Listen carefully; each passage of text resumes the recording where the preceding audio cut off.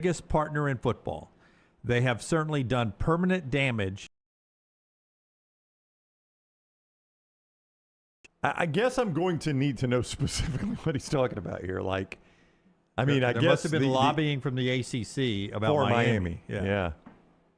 Well, but I mean, you don't think the ACC is going to lobby for? I mean, one's in their the school? ACC. Yeah, one's in the ACC. That's right. One is like, no, we'll be a full partner of the ACC. The other one's like, we're going to give you the stuff we don't care about. Yeah. Women's basketball, men's basketball. We're keeping the football over here. I mean, which one do you think the ACC is going to go with? We're giving you some of our money. Right. Anyway. Yeah.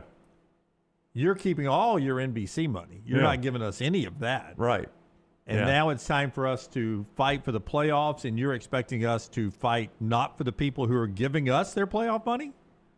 Boy, I tell you, man, their stance isn't going to change. I mean, unless literally, I know you were kind of jokingly when you talked about the boycott, unless something like that was to happen. I heard Theismann on this morning with Dusty and Danny, and he was talking about how deplorable it was that Notre Dame wasn't in this playoffs. But, you know, they started talking about Notre Dame's independence, and he's like, there's no reason for us to get into a conference. Yeah, that is a flag they're willing to die on. They do not want to be in the conference. For some reason, it is a badge of honor that they're not part of a conference, and I don't understand it. It's so pretentious. Like, we're above all of this in college football. When is the last time you won a national championship? I know you played for one last year, but there's a lot of programs that have passed you by. And truthfully, if I was the ACC, I would kick them to the curb when it comes to the basketball and the other sports too. I mean, what do they do for you in basketball? And in basketball and the other sports, what are they doing for you at this point? And I would tell you this. I would say the one thing we did with this selection process is whoever decided this, whether it was the committee or if the SEC and the Big Ten was pulling strings, whatever side of this you believe, this committee, for the first time in my lifetime, told Notre Dame that we can host a national championship without you. We have a chance to put you in here. Yep. We choose not to. And if you don't want to play along with us, if you want to go back to sort of like the Rose Bowl had to opt in to be part of this playoff thing. And if they had not opted in, the playoffs had decided, all the SEC and Big Ten commissioner had decided the future is now. You can be a part of it with us, or we can move on without you. We just told Notre Dame yesterday, there was a time in television history we needed Notre Dame for the ratings. That day is no longer here. We will move on without you guys if we need to do that. This could end up arguably being the worst month in Notre Dame football history. If you get slighted and you didn't get into the college football playoff, and if Marcus Freeman takes the New York Giants head job, which he's your favorite right now. I just saw it went up today. Yeah, like if he leaves because he is the golden boy, like that is a guy you want coaching your team. That's the face you want for your program, and he is your favorite now to take over the New York Giants head coach. And if you've got this battle where you're not going to die on this hill, you're never going to get in a conference, but ultimately it can affect you getting to a college football playoff. If you get handcuffed at all being Marcus Freeman, he's got a lot of options. What is the market site that I couldn't pronounce yesterday? Kobayashi? Today's Next Round on demand through the podcast platform of your choice. Apple, Spotify, iHeart, or Google Podcasts. Wherever you listen, always like, follow, subscribe, and turn on automatic downloads so you never miss any part of the Next Round. It's bow time. Tired of choosing between sweet and savory? Why not have both? Introducing Bojangles' new chicken and bowberry waffles. The bold Cajun chicken filet you love, now drizzled with a bowberry honey glaze and sandwiched between two warm waffles. Which means your favorite meal of the day just met your new favorite dish. And lucky for you, it's served all day. But it's only here for a limited time, so try chicken and bowberry waffles at Bojangles today. It's bow time. Have you been injured in an 18-wheeler accident, company truck accident, car accident, or work-related accident? Call Alabama's largest personal injury firm. Alexander Shinara Trial Attorneys will fight for every dollar you deserve, and it won't cost you a dime. Trust me. What do you say, man? Call me, Alabama. Call 659-777-7777 or go to Shinara.com. No representation made that the legal services provided are better than legal services provided by other attorneys. Jim Dunaway, Lance Taylor, Ryan Brown, Live from the Birmingham Racecourse Casino Studios, the next round, presented by Bud Light, is on now. So much to get to on today's show. Why all 12 teams, how they win the college football playoff, even though it's unlikely for some of them. I'll tell you how. That's I can't wait to hear JMU. That's Bill Connelly. Bill Connelly of ESPN is the one that did it. Notre Dame meets the media today. Andy Staples has a unique idea. The Big Ten has a unique idea. Is Auburn going Deuce Knight of the portal? We got a lot to get to today on the show. Dunaway under the weather. He's Lance Taylor. I'm Ryan Brown.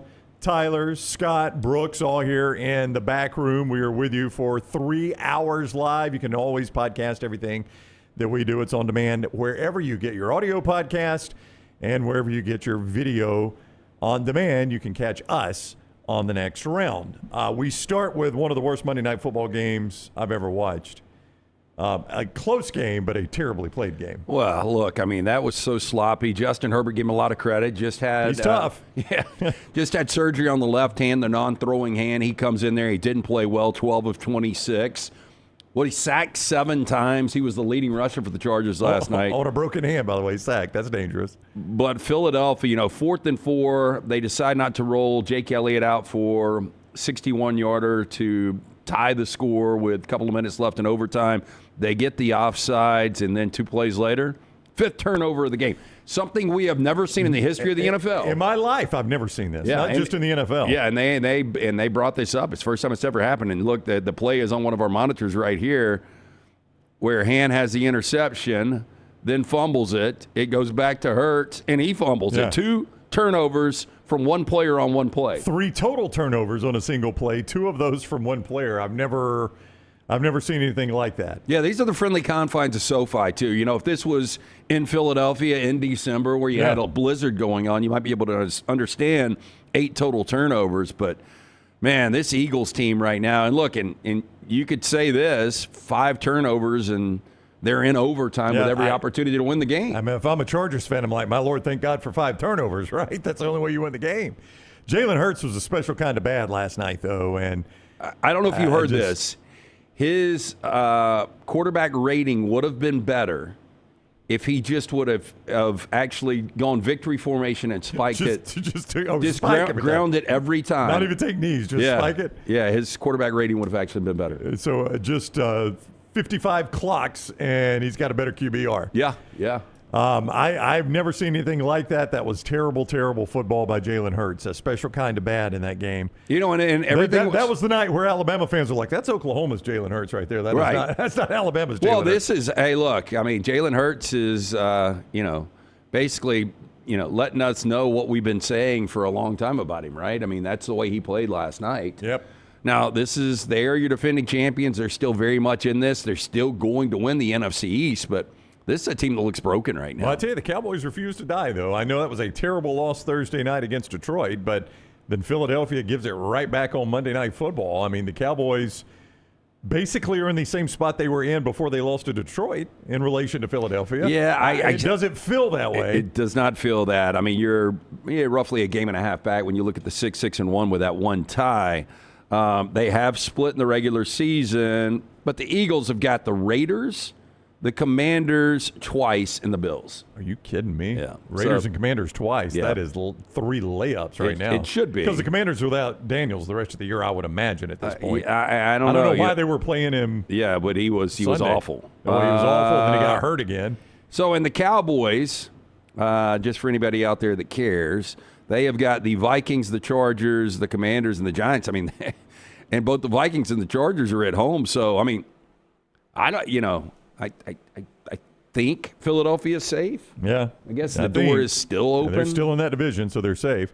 Daniel says Herbert was pressured on almost 75% of dropbacks. That's unfathomable. Yeah. That is unfathomable. Well, and that's a good defense now. It is, and that's what's kind of crazy. Like, just don't turn the football over. Yeah. Saquon, if you would have told me Saquon for the second time this year goes over 100 yards, 122 yards, averaged over 6 yards a carry, the defense had 7 sacks, they forced 3 turnovers, and you lose the game? Yeah.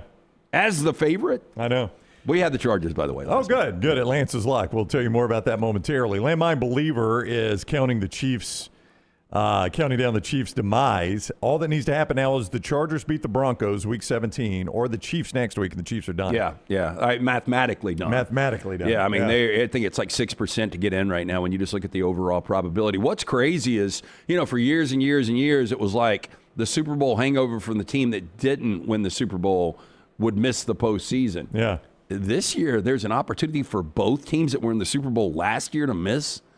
That's kind of crazy. That is, that's crazy to consider. You're absolutely right. And I don't think Philadelphia will. Again, I think they'll. I don't want to say find a way to get it win sorted that out, division. but they're going to win 11 games and they'll end up getting it. It's going to be a terrible 11-game winner. Most of the time, an 11-game winner in the NFL, you're like, that's a pretty good team. Yeah. We're going to have quite a handful of 11-game winners this year, which is kind of crazy. I mean, you've already got New England and Denver that are there. Atlanta Cable says, watching Philly, I felt like I was watching the Alabama offense. Alabama's not turning it over that much. I mean, I'll say that. That's 5 turnovers last night by your quarterback. I mean, I think Simpson's only turned it over 5 times all year, hasn't he? Boy, they could use a Saquon Barkley. Or the offensive line blocking for Saquon Barkley. Yeah, Landon Dickerson left in the game again. Lane Johnson was already out. Yeah, poor Dickerson, man. Battles, injuries, all of the time. The former Alabama center who's played guard and center. Guard when Kelsey was still there. He's played some center, but, I mean, he can't stay healthy, man. The boy, he was hurt at Alabama, too. Yeah, he was. Yeah. When they won the national championship. He came in for that one play when they won the national championship, but he played hurt at Alabama. So that's tough for Landon Dickerson. Hated to see that for him last night. But the Eagles got bigger issues than Landon Dickerson. Terrible night by Jalen Hurts, and I think everybody would agree you've never seen somebody turn it over 3 times, or never seen 3 turnovers in one play, and I've never seen a guy turn it over twice in one play. Yeah, I don't know if I've ever seen 8 turnovers in an NFL game combined. That's a good point. Yeah, I don't see that either. That's a lot of turnovers, man. A lot of turnovers. So that is Monday Night Football. Since you mentioned it, Lance is like, so you had the winning side last night? Yeah, we did have the Chargers last night. So another winning week in the NFL. Jump on board, win with us. More college hoops tonight, the NBA. It's all up and available. Free play every single day at lanceslog.com. It is always brought to you by our friends at Hemp Hill Services. Trust the name. Birmingham has trusted since 1954. For any plumbing, heating, cooling issues you have in your home or business, they are ready to serve you. Call Adam, Chad, Andrew, the guys here. Tell them the next round sent you. For more information, hemphillservices.com. Dunaway is not here to defend his team, but a massive game for them is the next NFL game that is coming up Thursday night. Falcons at the Bucks. Bucks beat them in the first game. Very, very narrow win for them. But the Bucks, with the way the Panthers are playing, cannot afford a loss in that division, especially the Falcons. The lowly Falcons. I told this story yesterday on Unlocked. We went to that little sandwich shop on Georgia Tech's campus that I love that I told you needed to come try. Yeah, I was the bed was stronger than the sandwich. I did it. So between our interviews at SEC Fanfare and the game, did it for lunch, went back at midnight Saturday night, had it again, got one to go, and ate it for lunch on Sunday. Anyway, when I'm sitting there, there's this girl and this guy next to us, and I asked the bartender if he put on Texas Tech and BYU. And so she starts talking football. It reminded me of the Meghan Trainor commercial where she's like, this is Patrick. He plays sports. He does sports. Yes. But that was a funny commercial the first couple of times. Yeah, she was like, I'm a Falcons fan, and we've got a petition going to get rid of Raheem Morris. We're sending it to Arthur Blank, and we've already got over 1,700 signatures. I know Forrester probably would sign it if they presented it to him. Would you put your John Hancock on that, Scott? Oh, Scott hesitant. Raheem Morris. It's a fire Raheem Morris petition. You wouldn't sign it? No, I would absolutely fire Raheem Morris yesterday. I don't understand why he started the season this season. Oh, okay. I just don't understand how this offense. I mean, Kirk Cousins. You talking about a guy that has the yips. His confidence was shot at the end of last year. It has carried over to this year. Penix can't stay healthy.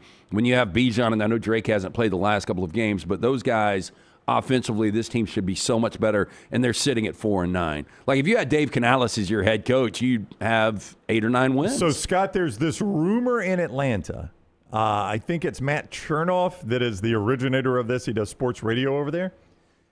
That there is and this is as vague as he is, there is a big-name NFL head coach that's been successful, that is ready to move on from his franchise and is interested in Atlanta. That's all he'll say. Here's what scares me. We have any theories on who that is? Well, here's what I'll tell you who the theory that I saw that Atlanta fans were saying. And this scares me to death, and I don't think it would happen. Not McVay. Well, I mean, McVay is an Atlanta guy. I mean, I was at there's no way. Listen to Scott laugh at this. No, Why? it's funny. The SEC championship was also a disgusting game to watch. I mean, it just was a terrible game. Yeah, so I'm sitting there with this guy, and he's an Atlanta guy, and him and his daughter actually went to the game with us. And so his daughter, there's all these private schools in Atlanta, and Marist is one of the big private schools where McVay went. He's got a bunch of friends that went to Marist, and he talks about McVay comes back, and those guys come out to L.A. all the time to see him. And he's just a big guy, still loves the Atlanta community. So that does scare me. I don't think he would ever want to get in bed with that organization with what he's got right now, with what L.A. has built. But, I mean, what's the theory? Well, in the chat room, very quickly, people started saying Mike Tomlin. See, Scott gives that a Yeah, I'm kind of like, that ship has sailed. He's done a really, really good job, but I wouldn't want it. The theory that I saw the people that listen to that show were throwing out, and it really makes no sense to me, but Matt LaFleur was that theory. Like, I don't know why you would want to leave Green Bay to go to Atlanta. Where's the tie? Oh, I don't know that there's a tie at all. I mean, they're not suggesting there's a tie. They're just saying that this guy is tired of where he is. There's something there that has him unhappy. He's ready to move on, and Atlanta is where he would like to go. Okay, sign me up for that one. Well, yeah, of course you would, but why on earth would you leave Green Bay for Atlanta? I'm not a big LaFleur guy either. You're not, but I mean, just step back and just say, why would you leave Jordan Love for what is still an unknown at quarterback? Well, that's the thing. Like, I mean, I don't know anybody that would sit there and say, unless you had a tie to the city or the organization somehow. Yeah. Like, traffic sucks. I used to like the city more when I was younger. I don't know what the appeal would be. Like, you've got Michael Penix who can't stay healthy. And we don't even know if he's a good quarterback. Scott, is he a good quarterback? I don't know.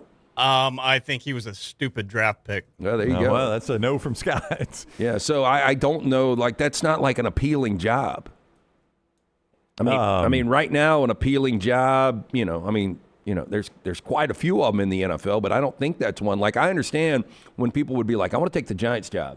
Like, I see a lot of potential with Jackson Dart. This defensive line can be dominant. Scadaboo looked like, I mean, when he was healthy, he looks like a guy that can make a really good name for himself in this league. I get it.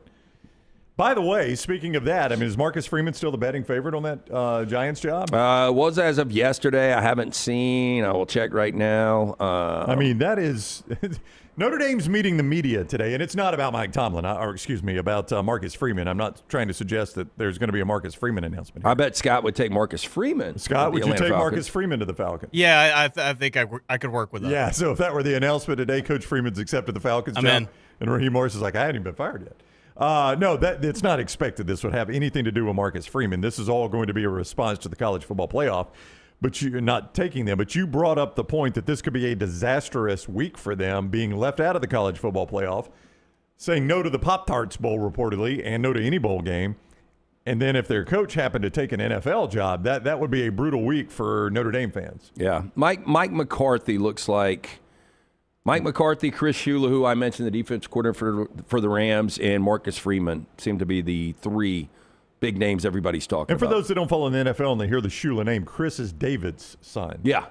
So it's Don Shula's grandson. His uncle is Mike Shula. Right. Don Shula's grandson, David Shula's son, is Chris Shula, who is not the offensive coordinator in L.A. That whole family is offense. He's actually the defensive coordinator. Yeah, look, and this is a guy that really worked his way up the ranks. Raheem Morris, former defensive coordinator, but Chris Shula played at Miami of Ohio with Sean McVay. So they were teammates, right? And then, brought him in as one of the assistants years and years ago, and he's really worked his way up. But that's kind of the loyalty from Sean McVay. But there's a good chance. I mean, Chris Shula is getting recognized as one of the young, big defensive minds right now in the NFL. When you look at, the number one scoring defense in the NFL, it is the Rams. By the way, Jordan points out something I was going to touch on a little bit later in the show, but while we're talking NFL, Phillip Rivers is working out for the Colts today. Oh, yeah. This would be an amazing story, really. A high school football coach, a sitting high school football. It's almost like The Rookie, except the guy's had a tremendous career already, right? But a high school football coach whose season is over. Obviously, St. Paul's season is over. I don't even know how St. Paul's did. They've got Gunner Rivers. Scott follows football. Scott or Brooks, do either one of you know how St. Paul's did this year? I know they were a playoff team. Okay, I don't so remember how deep they went. So their season is over. Obviously, the high school is over. And the Colts are in bad need of a quarterback because their starter, Daniel Jones, is now out for the year, and Riley Leonard got banged up replacing him. Look, to the point that Ty Warren was the emergency quarterback. Yeah, look, and I think at times Ty Warren might have been better.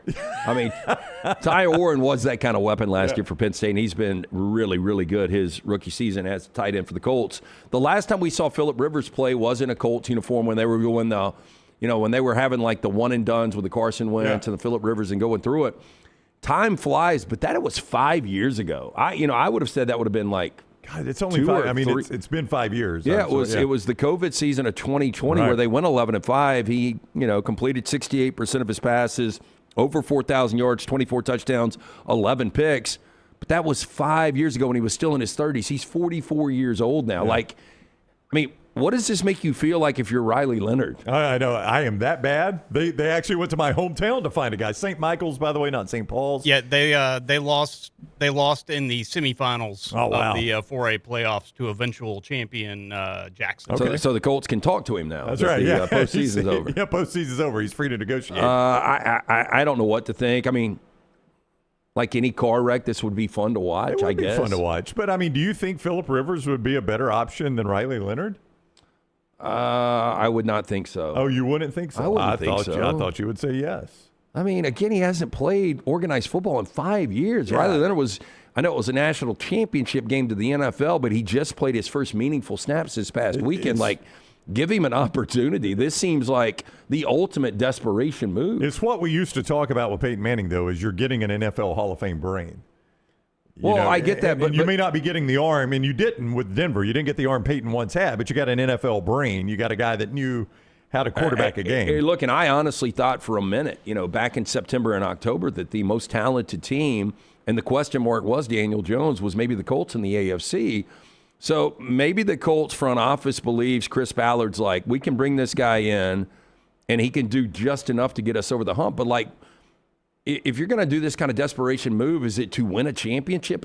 This would be... Oh, it'd be remarkable if he got him to the playoffs. Maybe hyperbolic. You guys correct me if I'm wrong. This would be maybe the most incredible story in sports history. Incredible story in sports history? He takes a 5-year retirement to coach his kids. He's coaching high school football. They call him up. He comes out of retirement around Christmas. The Colts go on this run when they're in a funk, and they win a Super Bowl? It would be a pretty remarkable story. I don't deny that. Yeah. Disney wouldn't even have to cheese it up. You would just go with whatever the authentic script is. Let's just roll with it. Okay, but if Disney does it, does St. Michael's actually beat Jackson and win the state championship first? You got to have a little adversity where he's consoling the kids. Yeah, the way it goes in the Disney movie is they're in the locker room afterwards and his phone keeps buzzing and he keeps sending it to voicemail, right? And he's consoling the kids and they say the post-game prayer and then he looks down and he's got 4 missed calls from Chris Ballard. Yeah, and Ballard was told, hey, look, this guy is so committed to his team, he is not going to take any calls. And then he finds out, they lost. Right. Well, they lost. I'm going to call him.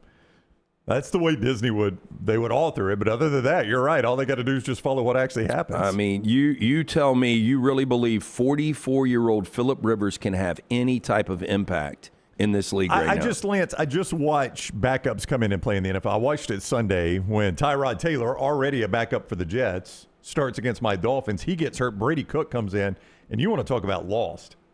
It's Brady Cook's first ever NFL appearance, and those guys, it's so hard to play quarterback in the NFL. And you put a guy in his first NFL appearance, the Dolphins had that guy's head spinning, and we're not even that good at defense. We're an improved defense. But my gosh, the defenses the Colts have left at Seattle, San Francisco, the Jags, and at the Texans. I don't know if he'd make it out alive. Phillip Rivers, maybe. Yeah.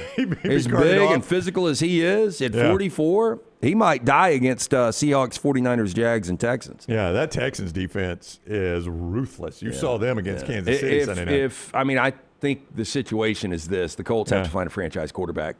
You've got a good enough roster.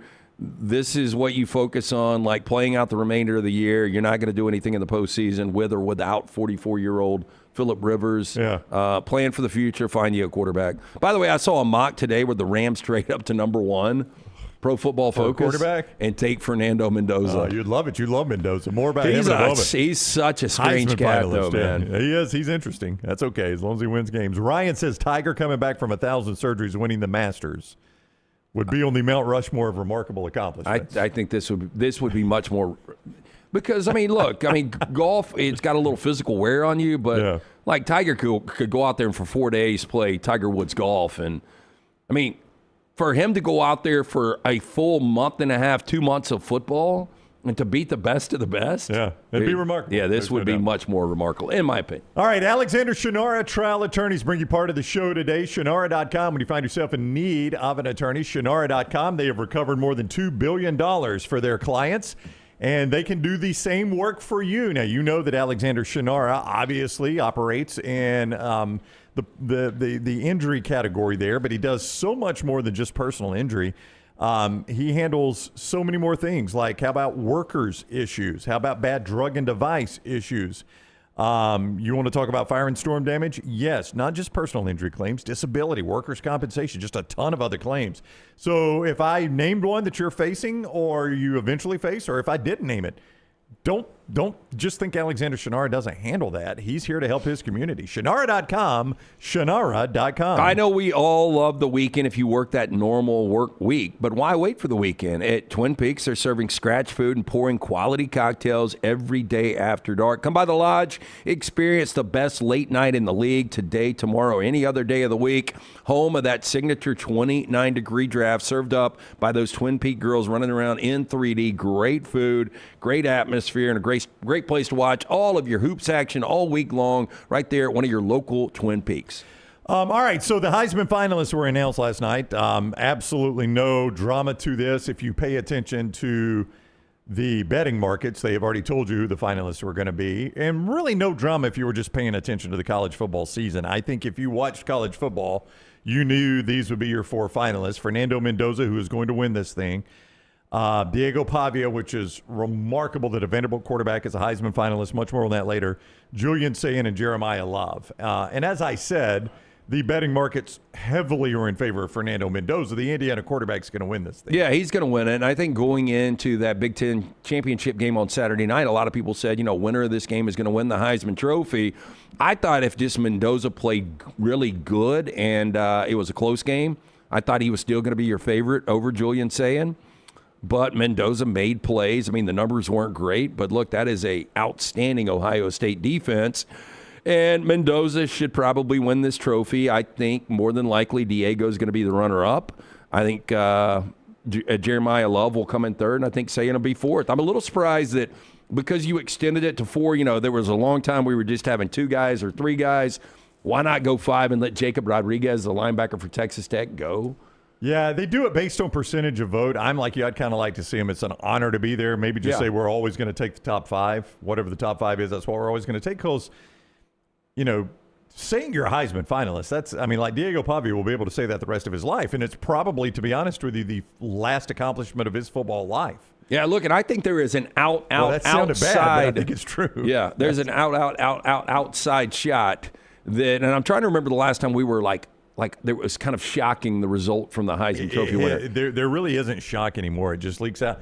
Either enough voters talk, which they've tried to curtail that. You have, I'm sure, as a Heisman voter, you have been instructed by them, please do not, they can't stop you, but they ask you, right, do not reveal who you voted for. Technology is a hell of a thing. I actually, I was riding shotgun on the way back from Atlanta Sunday morning. Right. And that's actually when I did it on my handheld device. Yeah. I did my picks, and it said, make sure that you keep this on the down low until the ceremony. That's right.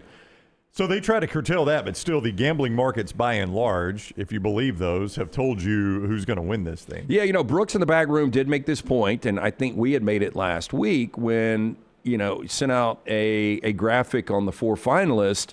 Mendoza, Love, Sayin all regionally grouped together. Yep. The one thing that Diego Pavia has going for him is media that covers the SEC is all on board of the SEC.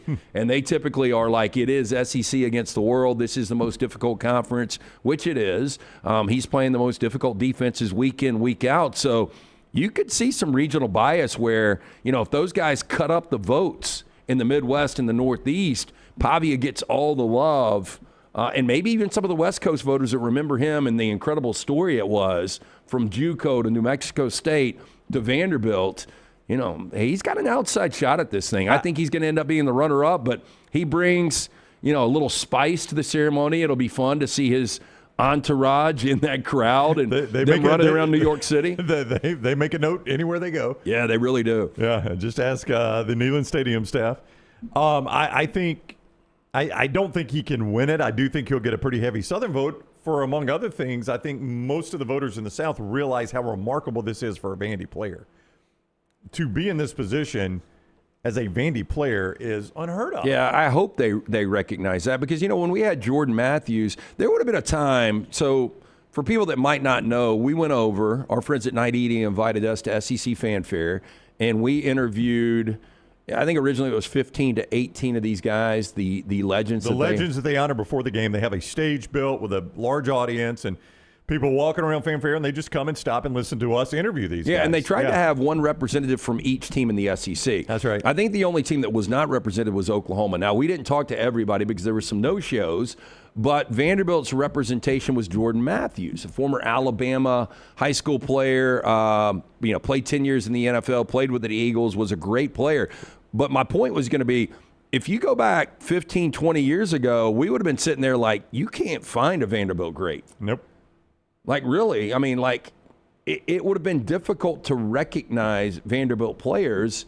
And now where we are with Vanderbilt football, winning 10 games and having a Heisman Trophy finalist is something I never thought I would see. Yeah, but keep that thought in mind because I want to circle back to a question that surrounds Diego Pavia, bigger than that, but surrounds Diego Pavia in terms of him being a Heisman finalist. We got a lot of college football playoff to get to. We'll do that in the next segment. I teased it to start the show. Bill Connelly of ESPN is telling us why or why not every team in will win the college football playoff. And as Lance said, how do you even make a case for James Madison? He makes a case for all 12. He's not saying it's a good case, but he says how it could happen. Armageddon, planes going down. Yes, forfeits. There are a lot of things that could happen. So we will discuss that in the next minute. We won't spend a ton of time on Tulane and James Madison. They're there because of rules. I was talking to somebody about this last night, though, because I was having to explain again that for some reason the rules were written that it's the top 5 ranked conference champions. Because, again, last night I got the – They never – thought that this was a possibility in a million years. Because last night I thought the ACC had an automatic spot. And I'm like, yeah, we all thought that. It's almost until like this year. They should have sent Tom and Greg to burn whatever contract it was. Like, I know people say that we can't find this in print anywhere. That's right. And I said that exact thing. I said, I don't know why they agreed to it, but I'm certain they agreed to it thinking there is not a chance and you know where this will ever happen. And it happened this year. So it's the top 5 ranked conference champions, and somehow James Madison and Tulane are in front of the ACC champion. So anyway, that's why they're in. They're only in because of technicalities. We won't spend a ton of time on them, but Bill Connelly makes a case for everybody. So we'll do that when we return, and of course it includes Alabama and all the SEC teams. We'll discuss that. Central State Bank, a bank that is big enough to meet every single need you have, but also small enough to know you. That's who you deal with at Central State Bank. So whether you are buying that first car, you're starting that business, you're just opening an account, you're not opening an account, you're opening in a relationship with our friends at Central State Bank. Family-owned, community-focused, built on trust for more than 100 years, serving Central Alabama with all of that. They are there with you every single step. Central State Bank, rooted in community, driven by relationship, member FDIC. Oh, and again, welcoming a new sponsor on board, our friends at Crane U. You see me and Bo out there running the cranes on site, their location out in Leeds. Get the crane training you need today. Looking for a new career or need further training to advance your current one, our friends at Crane U. They offer comprehensive, state-of-the-art, fully stocked training facilities for mobile cranes, overhead lifts, or forklift training. Want to use your own equipment? The team at Crane U will come to you on site, on location, trained. Training is offered nationwide. Make your job easier and your job site safer. Crane U also offers certification, safety inspections to ensure the safest environment possible. Classes available monthly, so you can call or visit our friends at Crane U. Call 855-CRANE-U. That's 855-CRANE-U, or visit them online at crane.com and see what Crane U has to offer you. Follow Scott Forrester on Twitter at ScottForresterTV. Have you been injured in an 18-wheeler accident, company truck accident, car accident, or work-related accident? Call Alabama's largest personal injury firm. Alexander Shinara Trial Attorneys will fight for every dollar you deserve, and it won't cost you a dime. Trust me. What do you say, man? Call me, Alabama. Call 659-777-7777 or go to Shinara.com. No representation made that the legal services provided are better than legal services provided by other attorneys. This hour of The Next Round is presented by the Birmingham Racecourse Casino, now featuring 7 days of giveaways with your chance to win a share of up to $125,000. The more you visit the Birmingham Racecourse Casino, the more chances you have to win. The beauty of the holiday is at the center of your table with the New York Butcher Shop. Their selection of USDA-certified Angus prime rib roast, beef tenderloins, and fillets, as well as premium pork and lamb cuts, are the finest selections available in the market and are hand-cut just the way you want. With side dishes handmade by their professional chefs, your holiday meal is complete. Visit one of their 2 locations today, in Cahaba Heights or off Highway 119 in Greystone. Place your order today. The New York Butcher Shop. Rare quality, well-done service. Hey, there's nothing worse than waking up to a plumbing problem. Don't get caught in a flooded house. Call the guys at Hemp Hill Services. Adam, Chad, and the team at Hemp Hill are the only ones I trust to fix it and fix it right the first time. Hemp Hill Services does it right and always at a fair price. For all of your plumbing, cooling, and heating needs, trust the name that Birmingham has trusted since 1954. That is Hemp Hill Services. Call now, 205-229-2090. That's 205-229-2090. Hey, for all of your IT and printing needs, reach out to our friends at Xerox Business Solutions. Look, I'm still one of those old school guys. I print my notes every single day for the show. If you watch the show here on The Next Round, you see all the notes in front of me. From day one, Xerox Business Solutions, they've been with us here at The Next Round. Local for over 45 years. For all of your IT and printing needs, visit XeroxBusinessSolutions.com or call 205-969-3000. That's 205-969-3000. Twin Peaks is the best in the game. Here, you're in the red zone for every college rivalry and divisional matchup all season long. I mean, where else are the scenic views as good as your view of the game? Only at Twin Peaks, the #1 sports bar. Get all your favorite Next Round gear all in one place, nextround.store. From our Next Round hats to the logo tees to the all-time best-selling Y'all Can Have the Rest shirt, you can look your best by shopping with us at nextround.store. Take the Next Round anywhere with nextround.store. Storm season is here. Make sure you have a plan of action in place right now. Greg from Pell City and Storm Restoration Roofing should be your first call when storms hit. Insurance companies love working with Storm Restoration Roofing because of Greg Nelson's name and reputation in the industry. When storms hit, call Greg Nelson. He's local, 205-542-3531. He's the home of the free no-cost roof inspection. Greg from Pell City on Facebook, 205-542-3531. It's Storm Restoration Roofing. Think about the best summer nights of your life. How many of those were in a great t-shirt? Visit nextround.store to get the perfect t-shirt for the next perfect southern night. Nextround.store. The memories are waiting. It's bow time. Tired of choosing between sweet and savory? Why not have both? Introducing Bojangles' new chicken and bowberry waffles. The bold Cajun chicken filet you love, now drizzled with a bowberry honey glaze and sandwiched between 2 warm waffles. Which means your favorite meal of the day just met your new favorite dish. And lucky for you, it's served all day. But it's only here for a limited time, so try chicken and bowberry waffles at Bojangles today. It's bow time.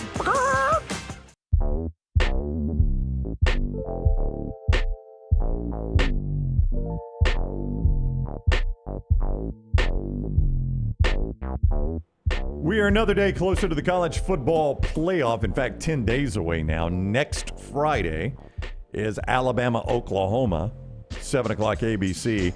By the way, it's still, I'm trying to get used to this before you get to your point on, when we used to have these championship layouts, we waited forever for this game. Yeah, thank God we don't anymore. Yeah, and I think it is so awesome how quickly these games get to us. People were sending us yesterday photos of this is Oklahoma's field yesterday, and it was covered in snow. I don't know if that was a new, old, whatever photo. So people are concerned or saying Alabama should be concerned about the weather. If you go to AccuWeather and look at the 10-day forecast, obviously these things can change. I can only get a 10-day forecast out to Thursday the 18th. So it's the day before the game. But the day before the game, it's a high of 61 and a low of 38, plenty of sunshine. Wow. It says. So that's actually quite a nice day for winter. Now, the next day could be disastrous. I don't know. Now, would that affect your travel plans? Like, is that something you would look at? Like if I were an Alabama fan wanting to go to the game? I think I would. Probably. I mean, if it's going to be like icy and snowy, I really have no desire to go sit in that. Well, because here's the thing. Here's the way I would look at it. If my For team Alabama were really fans, good, if you are on the threshold of deciding whether or not you're going to go to this game, I would do this.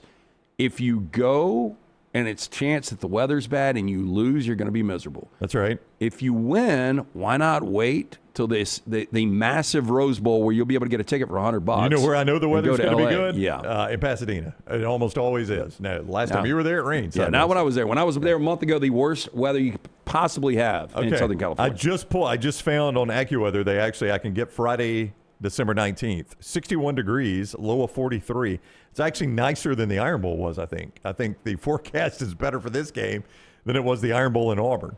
So if you are and not much wind, only 6 miles per hour of wind. So if you're looking for bad weather game, I don't think you're going to find that in Norman, Oklahoma for Alabama, Oklahoma. At least that's what it's pointing to right now. Obviously, forecasts can change, but Lance, I don't think if they're predicting 61, it's going to be snowing. I don't think they're going to miss that bad. That would be a pretty bad miss. That would be that'd be a huge swing and a miss. 61 to snow, so I think we're okay. Anyway, that's the forecast, so you don't have to worry about it. All right, before we get to these odds from Bill Connelly and why each team could win the championship, a reminder, our guy Greg from Pell City, that is Greg Nelson. That's his actual name. From Pell City is not his last name. Nelson is his last name, but it's Storm Restoration Roofing is the company. Whether you've had some storm damage or you just may be in need of a new roof, Greg will get on that roof and he will tell you. Greg is the guy you want up there. He knows the insurance companies. He knows what they're looking for. He's got the experience to know, and there are times he's going to come down off the roof and say, hey, you don't need a new roof. You've got 3 or 4 years left. In fact, Jim has told you all the time about the roof cleaning system they have now. A lot of times that can impact whether or not the insurance covers it. So ask about the roof cleaning system as well. I'm going to give you Greg's cell number. That's the way this guy rolls. He's like, just tell him my cell number, guys. 205-542-3531. That's 205-542-3531. Storm Restoration Roofing. If you want to find him on social media, Greg from Pell City on Facebook. Storm Restoration Roofing. Greg from Pell City. Let him get on that roof and give you an honest evaluation. All right, so here we go. This is Bill Connelly. If you don't know Bill Connelly, he's kind of like the stats guy for ESPN, the S&P Plus. He gives you all these percentages, and he has written today for ESPN how each team can win. Now, obviously, James Madison has a 0.2% chance of winning this thing, according to him. Okay, I have not seen this, so I am going to follow your lead on it. Okay. James Madison, while they'll win it all, he says up front, look, they're not going to win it all. Does he go James Buster Douglas? They are 40-10 in the FBS, and 4 of those losses came all in one season when they were transferring from Kirk Cignetti to Bob Chesney. So he says, look, they are one of the best teams in the country for big plays. Why they won't win it, you can't rely on big plays in the college football playoff. Big plays have gotten them here. You can't just rely on that. It's not going to happen. Yeah, I mean, big plays going to travel to Autzen. No. Where that fan base is so pissed off about what happened in the postseason last year. Let's not forget, Dan Lanning had the number 1 team in college football. Everyone does forget this because they get to buy Ohio State, host Tennessee, blow Tennessee out, go to the Rose Bowl. It wasn't even a game and a 20-point win. So they've still got that terrible taste in their mouth. I don't know how good Oregon is. I think Oregon's defense is really good. I think Dante Moore at times can be really good, but your go-to guy has become kind of Malik Benson. Yeah, the former Alabama receiver. Yeah. And I just don't know if you can trust that week in, week out to win a lot of games, but Oregon is not going to have any problem at all with James Madison. Tyler, if you can, get Cut 7 ready for this. Cut 7. Tulane Green Wave, also 0.2%. They got no shot, according to him. Well, we've seen this game. Now, the difference is I do think Tulane is better now. That is back when you had Simmons starting for Ole Miss. Ole Miss is probably a little bit better, too, but you don't have Lane Kiffin, and that is a factor. Why they could win it all, turnovers and tackles for losses. They're one of the best in the country at those two things, turnovers and tackles for losses. Why they won't win it? You got to be elite at something. And Bill Connelly says Tulane's not elite at anything. No, they are average, middle of the pack when you look statistically. Says this, yeah. Hey, and look, and when you're relying on turnovers, that is against American teams. Right. When you're looking at tackles for loss, that is against American teams. It gets a little bit different when you get into the stratosphere they're in right now, where if they were to survive and advance to this first game in Oxford, that will be the worst team they play.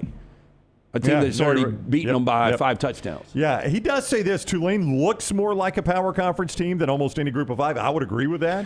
I do too, and I think it's how they're coached. I think it's their attitude. I just don't think they have a ton of skill. Yeah, so here's John Summerall. By the way, if they win, and you know how John Summerall has talked about this team, he thinks they're an average team. If they win, Tulane gets to play in their home city of New Orleans against the Georgia Bulldogs, and of course John Summerall has been asked about that. The winner of this game will go to the Sugar Bowl. Do you find that to be cool as well? You know what I mean? That you could be here? Yeah, that would be cool. It won't be cool if we get our ass beat. So we got our ass beat last time we played Ole Miss. I don't want to get our ass beat. I want to go play good. And if we can play good, we get to the other side of it, then that would be cool. But what would not be cool is getting our ass beat again. His honesty kills me. One of those guys we interviewed last Saturday was Brandon Spikes, former great linebacker from Florida Gators who played in the 08-09 SEC championships. And he is part of player personnel in Gainesville right now. And so we were talking about John Summerall with him, and he was like, he's a former linebacker. He's got those eyes. Yeah. And he's like, you can tell a lot about a man with those eyes. And you can. I mean, he does have those. I mean, they're like genuine eyes, but they're kind of crazy, but kind of focused. But there is something about the eyes with John Summerall. Miami Hurricanes, Bill Connelly gives them a 1.7% chance of winning the title. Why they could? Football's an efficiency game, and they are one of the most efficient teams in the country, according to him. Why they won't? Individual games are decided by big plays and turnovers and close and late situations. And Mario Cristobal historically has been bad in those situations, and this year's team is as well. Close and late is not really Cristobal's game. Now, look, close and late worked against Notre Dame. They won a very close game. They won it late. They have been blowing out teams recently. Really tight games they got in against Louisville at home on that Friday night where Carson Beck threw 5 picks. Yep. They lose by 3 there, and then they go to SMU, and it really was a drop tip pass that turned into a turnover where they lose that by 1 possession. I would give them better than a 1% chance. I really would. I know Cristobal's coaching, but you still have at times an elite quarterback in Carson Beck. You have a ton of speed on that defense. Malachi Toney has turned into one of the best playmakers in all of football. So I'd give them a little bit better of a chance than 1%. Like, I'm not going to be surprised at all if they go to College Station and beat A&M. S&P Plus is what Bill Connelly does. These are his title odds. So when I read this number, understand this is a computer spitting this out.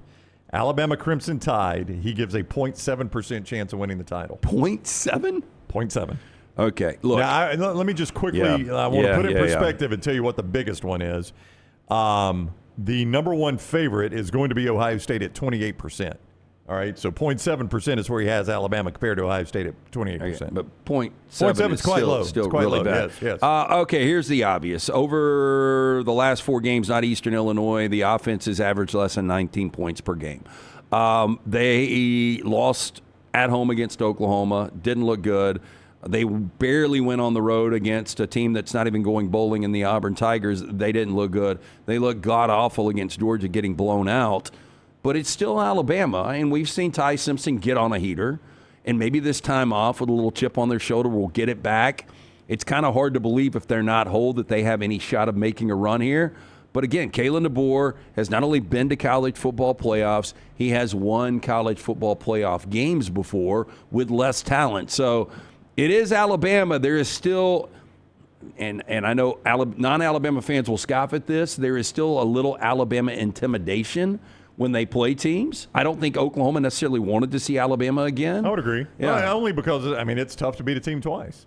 I'd rather take my shot at beating Miami the first time than beating Alabama the second time. Yeah, but if I go back to the run Alabama went on against Georgia, Vandy, Missouri, and Tennessee. Which is exactly why he says they could win it all. They're battle-tested. Yeah, and that's if they play exactly like they played in that run, they are going to play deep into this, and they're going to have an opportunity. I don't think they will, but they could. He also points out that Ty Simpson, though he hasn't played well late, if you look at his numbers, 3,200 pass yards, 64% completion rate, 26-5 touchdown interception, those are really good numbers. Like his season numbers are actually really good. Oh, yeah, and he's had, you throw in drop here, drop there, drop here. I mean, that's probably another 400 or 500 yards. Now, he says the reason Alabama will not win the national championship is they've last looked like a playoff team in week 8. And that is fair. Yeah. I mean, since about midseason, this team has kind of been on a bit of a downtrend. But Alabama fans know this, and Oklahoma fans do as well. They got a great draw because they are playing as good as that Oklahoma defense is, an offensively challenged team, and I think that's exactly what you want if you're Alabama right now. Which brings you to Oklahoma, who he gives a 1% or SP Plus gives a 1% chance of winning the overall. The reason they will win it, and this is everybody knows this one, the coolest defense in the country. They just don't get rattled defensively, and why they can't is they can't score. I mean, it's pretty simple with Oklahoma. They have got a championship defense and an offense that's 3-9. Yeah, and I think that they kind of know going out, like, here's what we got to do. Mateer, you can't turn the football over, and we've got to rely on one or two big plays offensively. And I've said that for a long time when it comes to this team.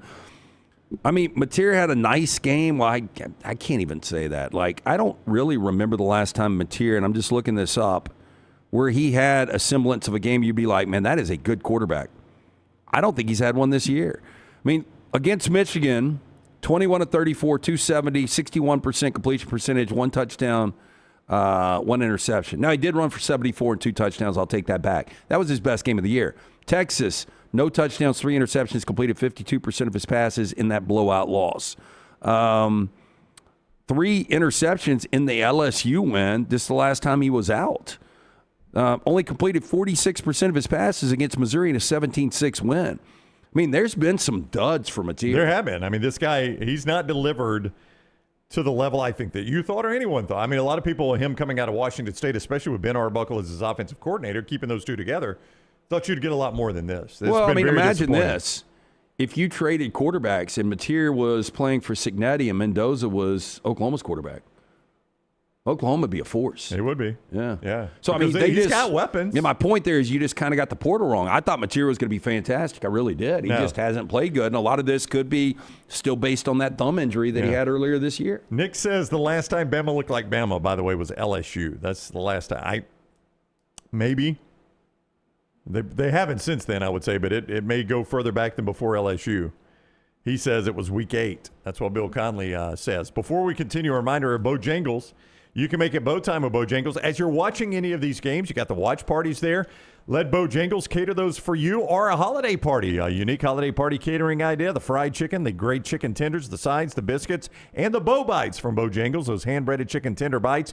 Peach honey pepper dipping sauce as well.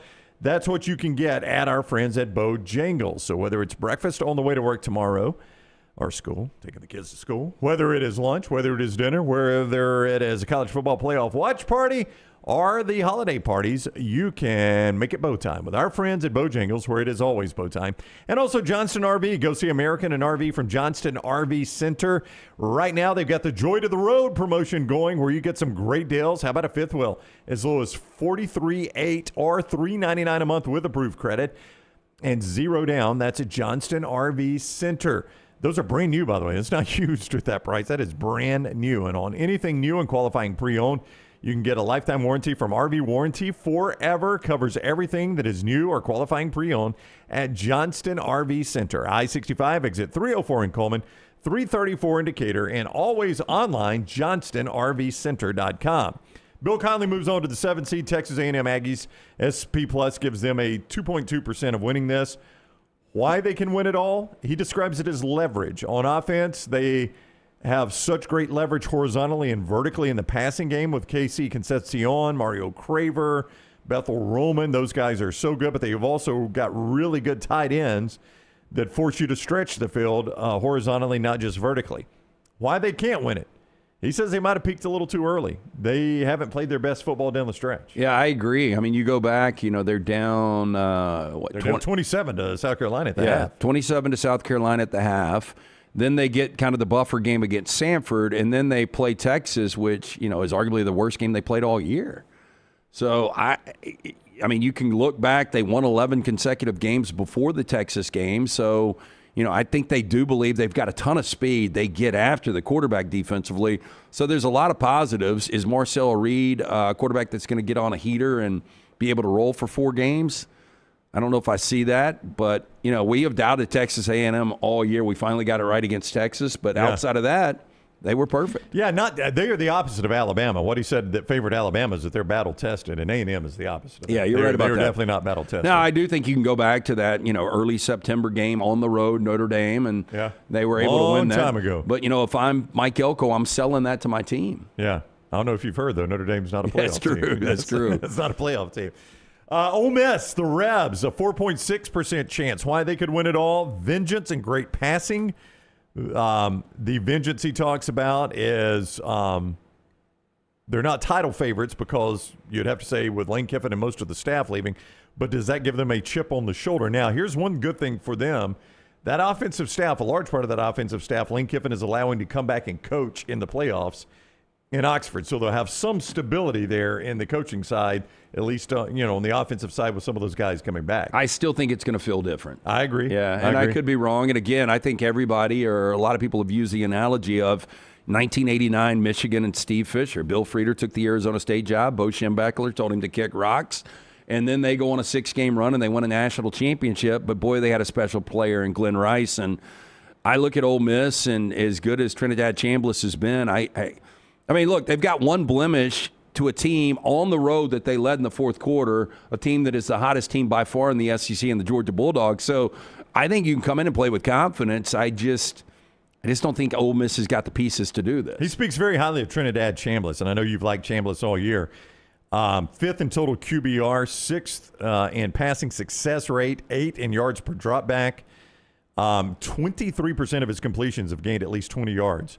Well, I'll say this about Chambliss. Say what you want about the level he was playing at last year at Ferris State, but he was a champion. He won a championship there, so he knows what it takes to go on one of these runs. Why they won't run defense. They've been gashed a lot against the run. Good against the pass, struggle against the run. You talked a lot about Oregon earlier, 6.8% chance of winning it. Big plays and 3 and outs is why they could win it all. They've gained at least 20 yards on 10% of their snaps this year. It doesn't feel like that watching them in the big games. So that might be stacked up in a lot of the smaller games.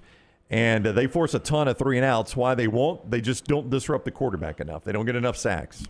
So they haven't lost since that Indiana. I mean, they're obviously 11-1, so that would be the only loss. But, man, they've, since then, they've only played in one tight game in Iowa City in bad conditions where Dante Moore made some great throws down the stretch to get them in a situation to kick the game-winning field goal. They've won all these other games by double digits, so they've been kind of dominant. I agree. It doesn't seem like the same Will Stein offense that we've had in the past. And how engaged and focused is Will Stein? He's taking the Kentucky job. Absolutely. Texas Tech is the 4 seed. SP Plus gives them a 20% chance. Why they could win it. Best front 6 in the country. You've been big on this defense. Why they won't. Red zone offense. They've only scored a touchdown on 56% of their red zone trips, which is 101st in the nation, according to Bill Connelly. But you do like that front 7. Well, I wonder, the front 7 is fantastic. And I think Baron Morton is good enough to make throws, keep plays alive. He's just a gutty, gritty quarterback. The problem's going to be they're going to be in a lot of tight games, and they've only been in one tight game all year, and they lost that game against Arizona State. They have dusted everybody else, which is a good problem to have if you're Joey McGuire and Texas Tech. But it's just not realistic to think in this bracket that they're not going to be in close games. Like, I believe if Oregon wins, I think Texas Tech is going to be a 1-point favorite, neutral site. It'll be right around a pick, at least it should be. But that's when it gets real and they start playing tight games. And I think Texas Tech's got it in them where they could win a couple of games. Boy, that would be quite the story if they were to win a national championship. By their way right there to the top. Georgia, SP Plus gives them a 9.8% chance of winning it all. Why they could. They're mean again, he points out, Bill Connelly does. In the last 4 games, they've allowed 7.3 points per game, 4.3 yards per play, 2 yards per carry, not including sacks, and they forced 3 and outs 41% of the time. Alabama fans can attest. This Georgia defense feels right again. This defense is crazy good, especially, the way they've played the last couple of weeks. And, the concerning thing would be how bad the offense was against Georgia Tech just last week. And I didn't think the offense was great against Alabama. Now, Alabama's got a borderline elite defense right now. But Georgia is a team that is peaking at the right time. And I think Stockton is just good enough, another one of these gritty quarterbacks where, won a championship in a championship setting last year. They get the time off and the bye before they played Notre Dame, and they kind of went out and laid a dud last year. But Georgia's going to be a handful in this playoff, and I think they've got every opportunity to win another national championship. The best SP Plus odds are for Ohio State at 28%. Why they will win it? They're Ohio State, right? And to your point, a lot of teams are going to melt against Ohio State. To your point about the way Alabama has been, Ohio State is kind of that now. Why they won't? They're a little too cautious. He points out statistically with Julian saying, as good as he's been, they've been able to kind of be cautious with him and haven't had to gamble a whole lot with Julian saying, what happens if you have to do that? Well, I've only seen them play 3 really good defenses. I know. Yeah, and, against Texas, they were very cautious. And, it was almost like going into that game, Matt Patricia and Ryan Day knew that, hey, look, if we score double digits, we're going to beat this Texas team. And they ultimately win 14-7. But, aesthetically, the offense didn't look good. It didn't need to. Then against Michigan, they did enough. One of those touchdowns should have been called back on the bobble by Jeremiah Smith. So really they had, 2 offensive touchdowns in that game. And then the offense didn't look good against a dominant Indiana defense. So, Ohio State is the most talented team in this field. They are your favorite right now in Vegas to win this thing. And gun to head, they'd probably be my second pick. And Indiana is the number 2 favorite according to SP Plus at 23.5%. Why they could win it all? No known weaknesses. When you watch that team, do you see no known weaknesses? He makes the case that this is the most complete team in this thing. Yeah, it is. You think about, they struggled against Penn State, but they were able to come back and have that incredible drive. When Mendoza, they ended up basically walking it off there in Happy Valley. And it just seems like they never panic. Yeah. I don't know. They're just well coached. The defense gets after it. They can run the football. Amar Cooper's going to be back, an NFL receiver from Mendoza.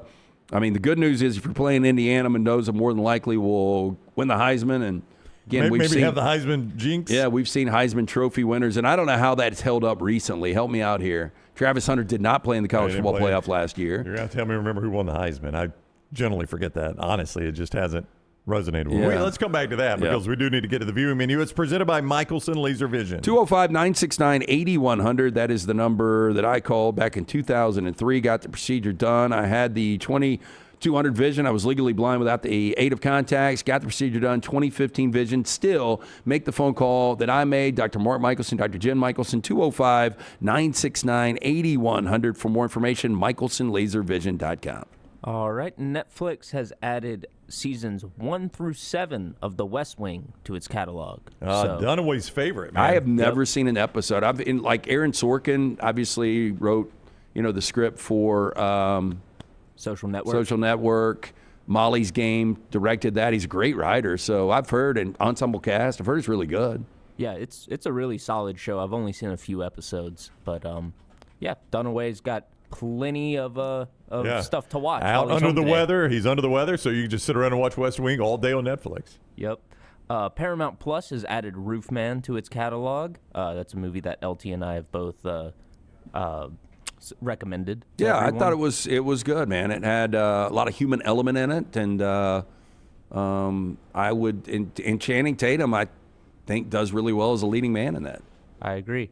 And finally, Peacock, if you're in the holiday spirit, has added Meet the Parents and Meet the Fockers to its catalog. Meet the Parents is one of the funniest movies I've ever seen. It really is. Yeah. It's great. So good. Meet the Fockers, not near as good, obviously, but Meet the Parents was absolutely terrific. Yeah, and then when it came out, I think it was 99. I don't think anybody realized, everybody knew that Robert De Niro, and I think he's lost a little bit of luster because some of the roles he's taken. Like, you knew him as a great dramatic actor, but you didn't know he had the comedy chops, the comedic chops that he actually put on there. So good. The pool volleyball scene, that whole segment of the movie might be the funniest part. That's a great part. I mean, it's just laugh after laugh when they're playing volleyball in the pool. He comes out in that Speedo. It's such a funny movie. I love that film. I like when he's when Ben Stiller's trying to beat Robert De Niro home. Oh, yeah. And he turns right. The prayer scene, too, at the table when Ben Stiller's saying the prayer. They ask him to pray for dinner. Oh, gracious Father. He just stumbles through the prayer. It's so good. All right, that's what Tyler is watching, courtesy of Michelson Laser Vision. We are headed to talk with Clay Travis. As we do that, a reminder, the Pants Store, great place to go for all those Christmas gifts. Listen, man, the teenagers, the college age, they absolutely love the Pants Store. Great idea for Christmas at the Pants Store. You can see more at pantsstore.com. The game day collection, all the great brands that you look for, men's and women's, and great shoes as well. You can shop the gram right there at Pants Store's Instagram and find stuff there. But everything you can find at Pants Store, you can find right there online, where it's the college patch collection, all the men's clothing, the game day collections, the shoes, the fall lookbook, right there at pantsstore.com, pantsstore.com, or any of the great Pants Store locations nearest you.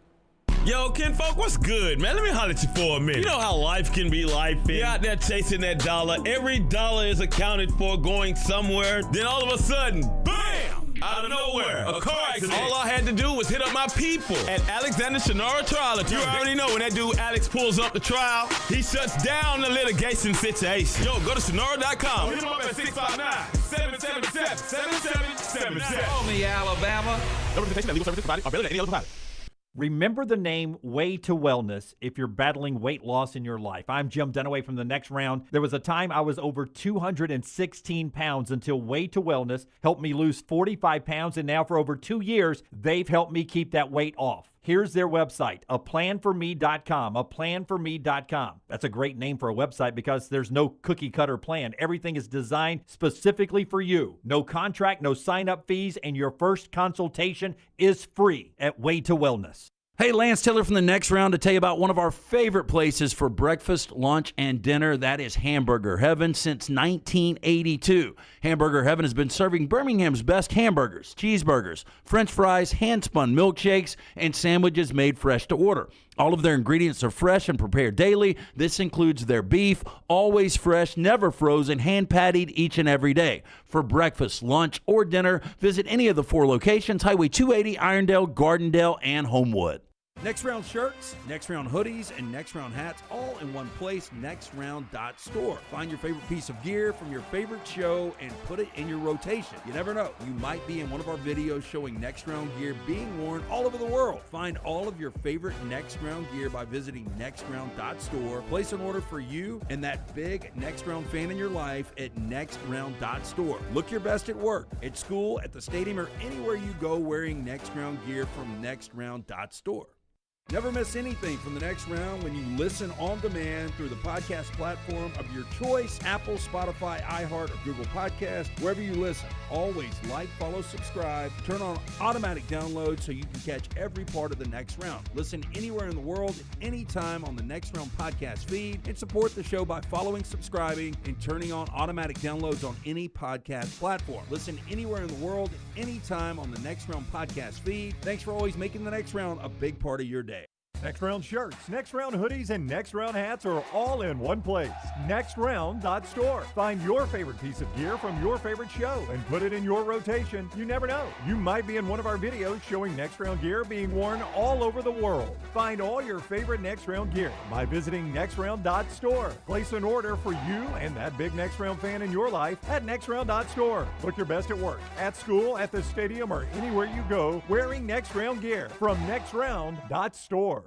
Never miss anything from The Next Round when you listen on demand through the podcast platform of your choice, Apple, Spotify, iHeart, or Google Podcasts. Wherever you listen, always like, follow, subscribe, and turn on automatic downloads so you catch every part of The Next Round. Listen anywhere in the world at any time on the Next Round podcast feed and support the show by following, subscribing, and turning on automatic downloads on any podcast platform. Thanks for always making The Next Round a big part of your day.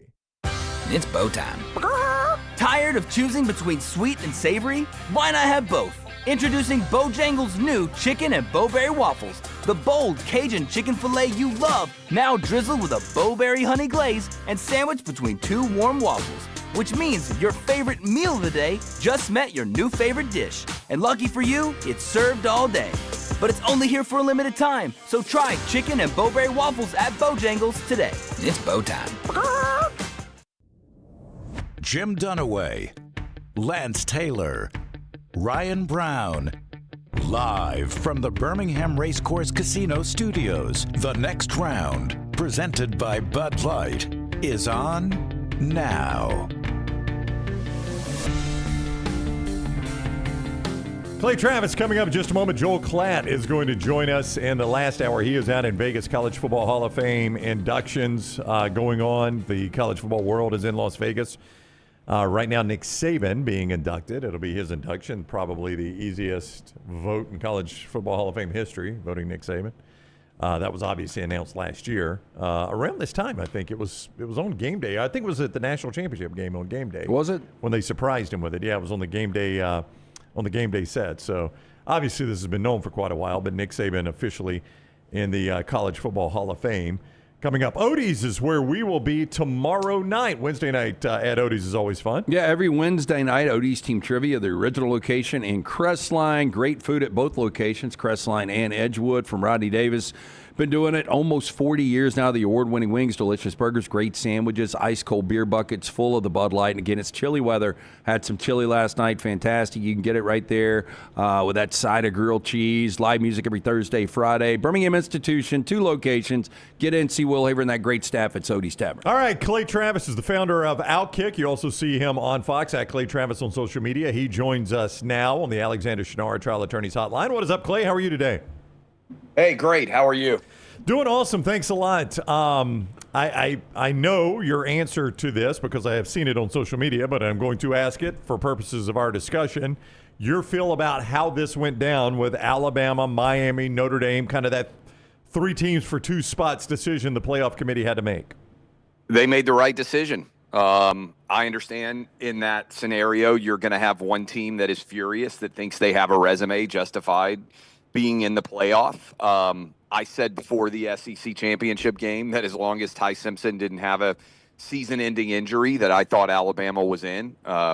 Tide certainly got whipped solidly, and you know I think there are reasons to be nervous about Alabama's ability to compete for a national championship if you're an Alabama fan. But when you win the SEC from a tiebreak perspective, and there are 3 teams, Oklahoma, Texas A&M, and Ole Miss, that you finished above in the standings, I don't see any way that Alabama could be left out. So I think actually the committee treated them fairly because they were the last SEC team in, and so I think that's an accurate reflection of what their overall body of work was.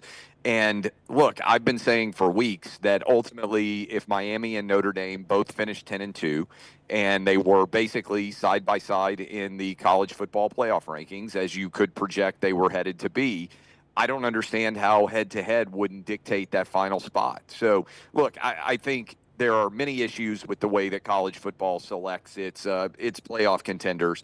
But to me, beyond a shadow of a doubt, there should be there shouldn't be a James Madison or Tulane in. If they earn it, that's fine. But I don't like the idea of just saying, oh, we're going to also include smaller schools. So to me, the answer is a 16 or maybe even a 24 team playoff. I think you have to eliminate the conference championship games. I think that era has come and gone.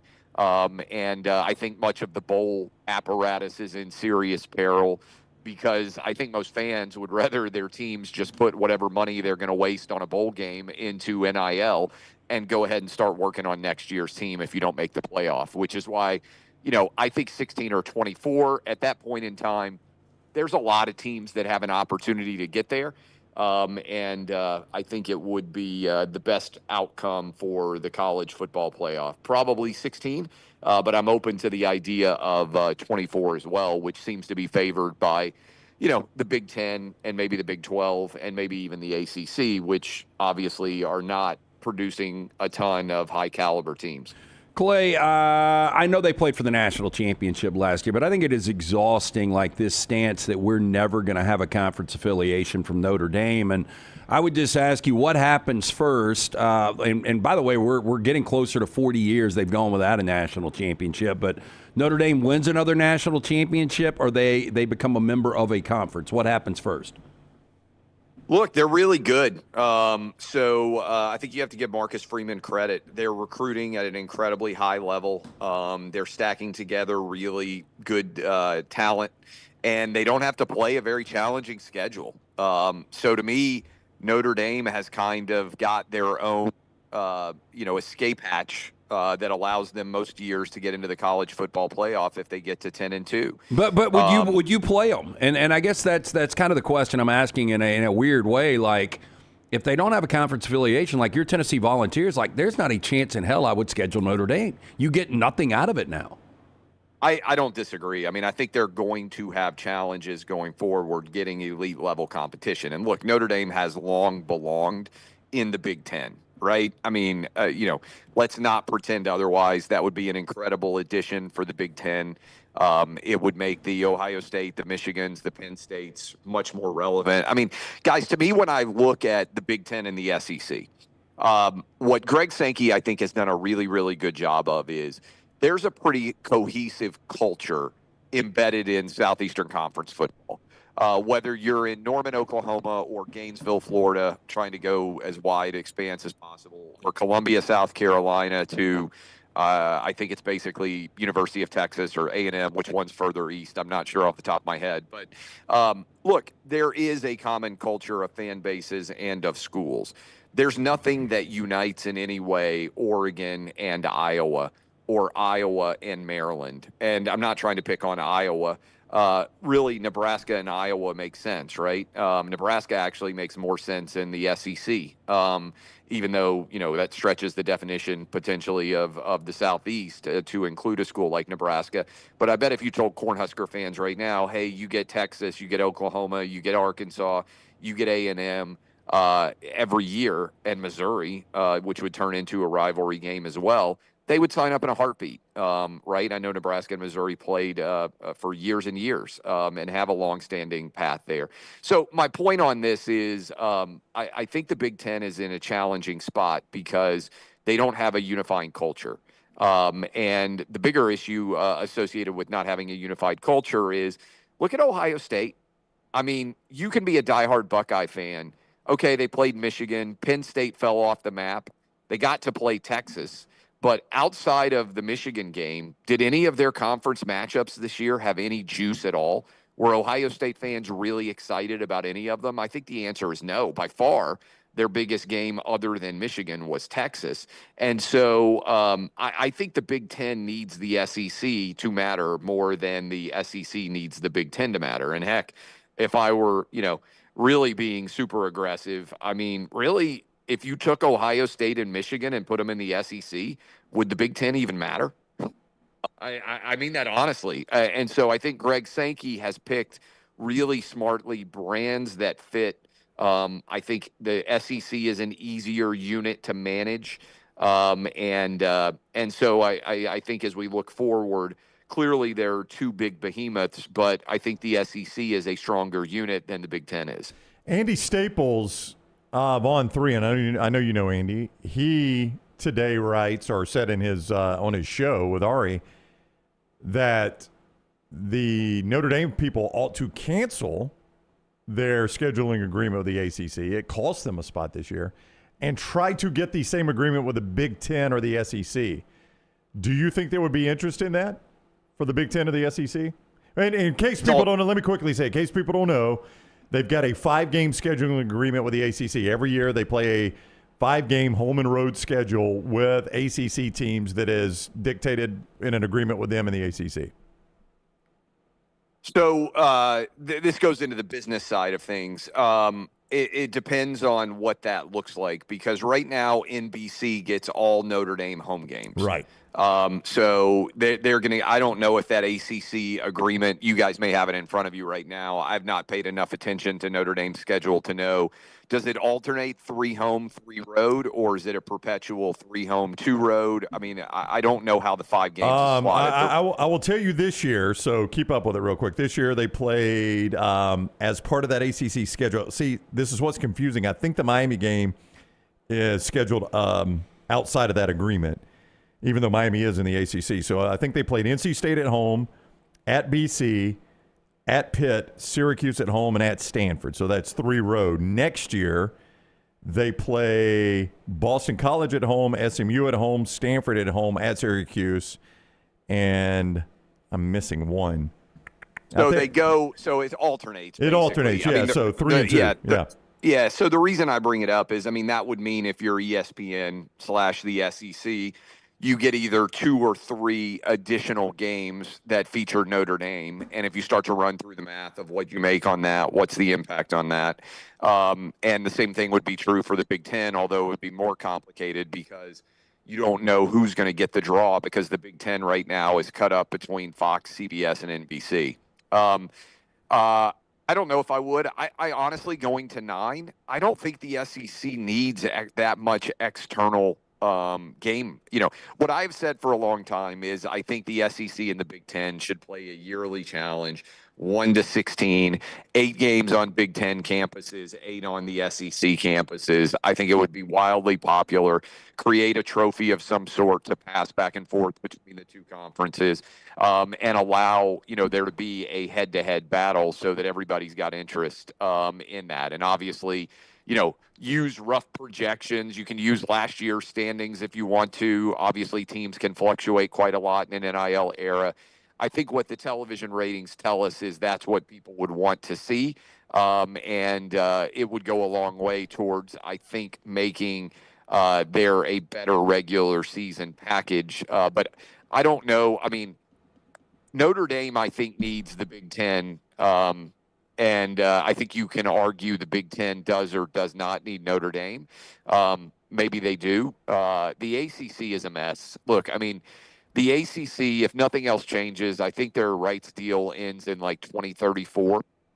I think the ACC as a major football conference will cease to exist and will get chopped up among the SEC, the Big Ten, and the Big 12. And I think you'll be at, you know, 3 major conferences at that point. You can see a world where Stanford and Cal make sense for the Big 12.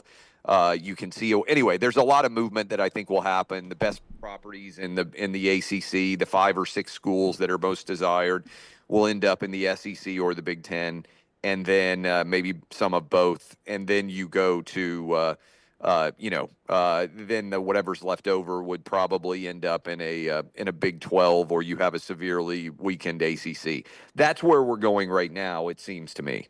Clay, 99% of fan bases would be excited for their team to get to a 12-team playoff. But when you look at this bracket, I think everyone is going to say at the end of it, hey, we had a good year. Unless Oregon stumped their toe based on last year, they were the number 1 seed and they got blown out, you know, in their first game against Ohio State. But Alabama, specifically looking at Kalen DeBoer, his second season, 9-4 last year. They missed the college football playoff. They limp into it this year. But doesn't it feel like it's going to seem like a disappointing season for Alabama if they lose to Oklahoma? I think it's a disappointing season already. Now, you could get hot. It's like the NCAA tournament when you get in as like a 11 seed and you have to do the play-in game, and then you win a couple of games and everybody ends up saying, okay, because the tournament can revive you. You know, look, if Alabama were to beat Oklahoma and then they beat Indiana, I think I'm remembering that's the correct bracket, right? Yep. Then I think you get into the Final Four. I think that's what it would take for Alabama fans to really have optimism and feel like it was a good year, honestly. Because I agree with you. I do. I agree with you 100%. I think you go back and you look at this season, and I think you say, okay, Florida State was awful. That was a really, really bad loss. Okay, you win close games against Vanderbilt, against Missouri, You start to stack some of those games together. You can see how Alabama could or could not have won them. You lost a game against Oklahoma, frankly, that you had no business losing. But I think by the end of the year, and look, credit to Alabama getting the win against Georgia, but I think if you watch that SEC championship game, it's hard to argue. I know they split 1-1.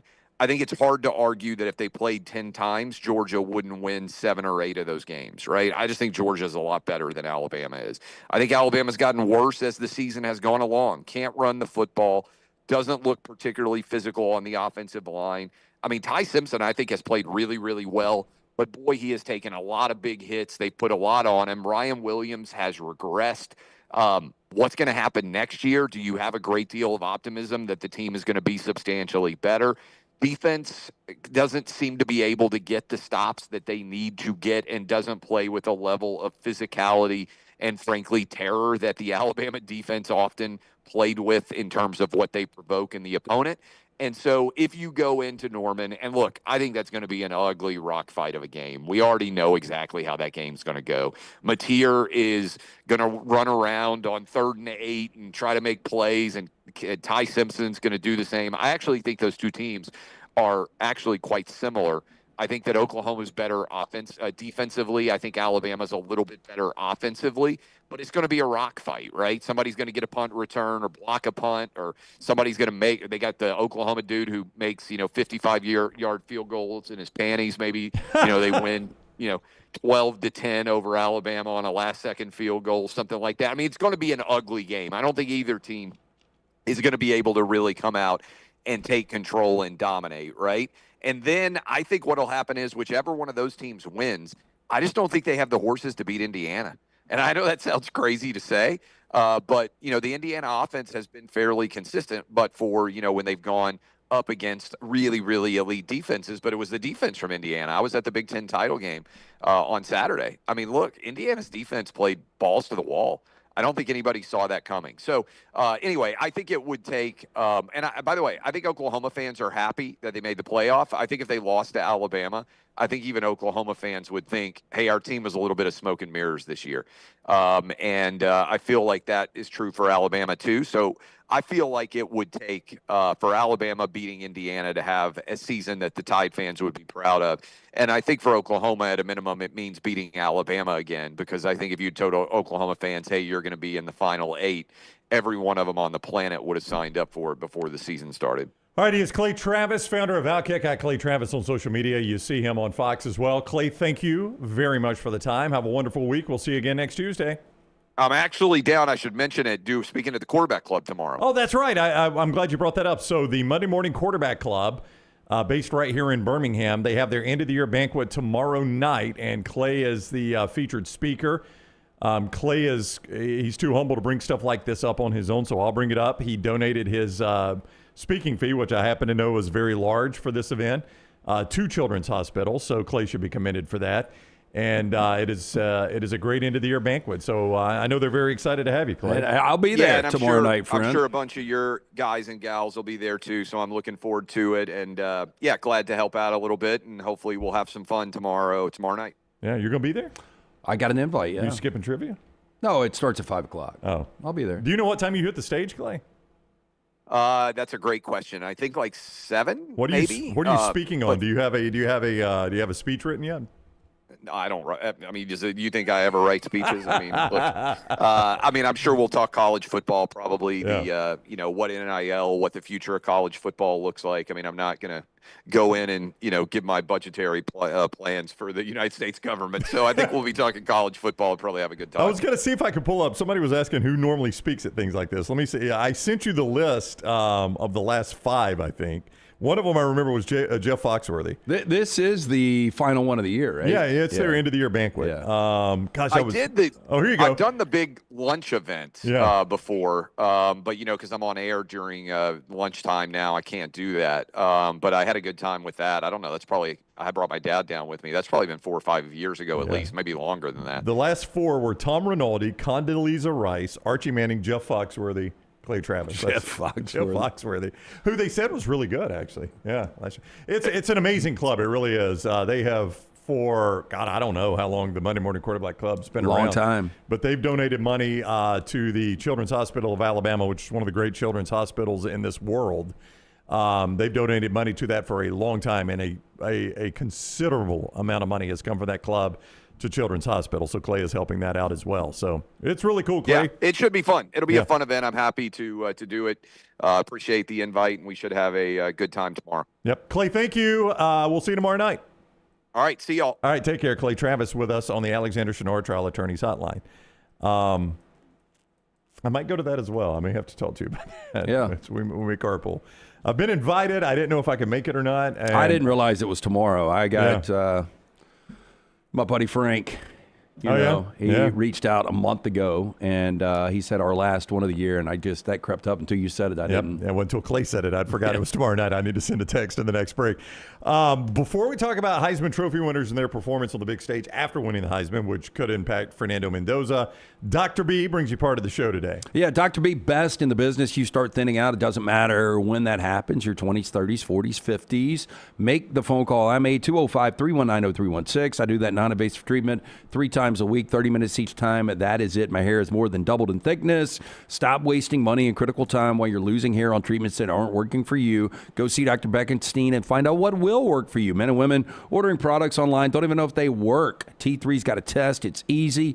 It is painless. It's affordable. It takes seconds to perform. It's going to show which medicines and compounds will specifically work for your hair loss. Make 2026 the new year for new hair for you. You can do it with Dr. Beckenstein and that great staff. 205-319-0316. Tell them the next round sent you. For more information, t3hair.net. And Urology Centers of Alabama. That's another organization men and women need to make sure they pay attention to, because your urological care is of critical importance. Stay ahead of that with our friends at Urology Centers of Alabama. But also things you plan, like vasectomies and things like that, they take care of that as well. You can find a location near you by calling 205-930-0920 or urologycentersalabama.com. That's the website. urologycentersalabama.com or 205-930-0920 for Urology Centers of Alabama. For a very long time, the Heisman jinx was a real thing, like the Heisman curse. The bowl game after that, it was frequently a bowl game. There were times it was an important bowl game. The Heisman Trophy winner just would not perform well. And it was inexplicable, other than the fact that maybe, I don't know, it was inexplicable really, but there was enough evidence that they came up with a thing called the Heisman jinx. So I would ask you, over the last 15 Heisman Trophy winners, how many do you think have won national championships? Over the last 15? 15 winners, yeah. National championship right after they won the Heisman, I'll say 3 of 15. Actually, 4 of the last 15. Not a great, because it is, the Heisman wasn't always this way, but now it is best player on best team so often that the best player is now playing for the national championship. Yeah, so 2010, Cam Newton, guy that we had an opportunity to interview. I wish we had. I do too. I wish we had that archived. I do too. There was no video rolling. It was a tremendous interview. Yeah, and it was the first time that I've ever heard Cam Newton talk about certain things. So if you were one of the couple of hundred in the crowd, because I was with a guy yesterday that was actually, that was there on Saturday, and he was talking about it. And he's like, when are you going to roll those videos back out? I'm like, I wish we had them. Yeah, we don't have them. Yeah, there was no video of this. I don't know if that's an agreement or a rights thing, but I will say this. Here's what I'll say. The crowd, as you can imagine, we're at SEC fanfare at an SEC event where Alabama and Georgia are playing. So the crowd that was in front of our stage entirely made up of Alabama and Georgia fans, and all of them applauded Cam Newton at the end of his interview. Yeah, there was some kind of fun boos at first. And you even saw in the crowd when he got acknowledged before kick. Oh, it was all boos. Yeah, and he just kind of laughed and did this. But there was a side of Cam that I've never seen. I don't think you've ever seen. I don't think Dunaway had ever seen. Very, very honest about his past and how it formed him, and about getting second chances and making the most of second chances. There were some kids in the crowd, and he was giving a special message to those kids. And I'm telling you, at the end, it wasn't just polite applause. The Alabama and Georgia fans were like, that was legit. And his kids were there, and how important it was for none of this stuff matters without somebody to share it with, and most importantly, your kids. Yeah. And right after we did that interview, when I got back from lunch, he had showed back up at the hotel, and he got out with that entourage, and it was so funny because Maddie wasn't with us at Fanfare, but she was like, how many kids does he have? And I was like, I got no idea. It's a lot. Yeah, it's a lot. Yeah. There were a bunch of them standing back there. So going back 15 years, Cam Newton won it in 10. Okay. Jameis Winston won it in 2013. Yeah, Auburn should have won that game, but they didn't, but okay. Burrow 19. Oh, easy. Devontae Smith 20. Okay. Okay. All right. But that's it. Twice as many, 8 over the last 15 years. Didn't even win a playoff game. And just going back, oh, wow. Yeah. Wow. So it is still a real thing. I mean, yeah. So last year's winner was Travis Hunter. Didn't make it the postseason. Jaden Daniels didn't make it the postseason. Caleb Williams didn't make it the postseason. Bryce Young, one and done, beat Cincinnati. Yeah, beat Cincinnati, and boy, that Georgia game, it was an uphill fight once Jamison Williams went out. Yeah, I mean, he didn't really have a lot of weapons. I'm not going to pin it on Bryce Young. It was certainly not his fault. Yeah, skip back 2018. Kyler Murray wasn't good in the first half. He was great in the second half against Alabama, and they got blown out, but he was Bama really was good. up 28-0 before he could do anything. Baker Mayfield in 17 was really good in the Rose Bowl against Georgia. That's right. And it wasn't his fault that they squibbed that kick at the end of the half and let Georgia back in it, but he didn't advance. Yeah, Lamar 2016. They didn't play. 15. I guess Henry did win it in 15, right? Yeah, there's another one. Yeah. Okay. Yeah, Henry won it in 15 and was phenomenal in the postseason. Let's get that. Marcus Mariota played for the national championship in 2014, but they didn't win it. Manziel in 12 wasn't there, although they might have been the second best team in college football. 2011, RG3 and Baylor, obviously not there. But I'll quickly go back to those two. Their bowl games were tremendous. They certainly didn't have the Heisman jinx in the bowl game. Did we mention Joe Burrow? Yeah, Joe got mentioned. The only one I think Lance left out was Derrick Henry on accident. No insult to the great Derrick Henry. Yeah. So, I mean, for whatever that's worth. But I look back at some of those, like you brought up Baker Mayfield. It wasn't his fault they lost the game. Bryce Young, it wasn't his fault they lost the game. Like, those guys might have lost, but I wouldn't put it under the Heisman jinx category. You know what I'm saying? Yeah. They played well. Like, Baker Mayfield was tremendous against Georgia. I mean, what was the final in that game? It went to overtime. Oh, yeah. It was like 50-49 in that game, wasn't it? Yep. So it's not like he played poorly. That was on their defense and their special teams. I tell you what, based on what you've just given me, I got to say the Heisman jinx is dead. I'm going to call it dead, Lance. I don't know if it's dead. Well, I mean, give me a guy on that list that had a bad game afterwards. No, I'm not. But I'm just saying 4 of the last 15 have won a national championship. And a lot of times, I don't know. I would have to go back and, like, historically look at that. I would think. The one most people around here remember is Gino Torretta, right? And he won the Heisman, and then Alabama dominated him in the national championship game. That's obviously got some local flavor to that one. But Troy Smith was really bad in the 2006. Yeah, they played Florida. Eric Crouch at Nebraska.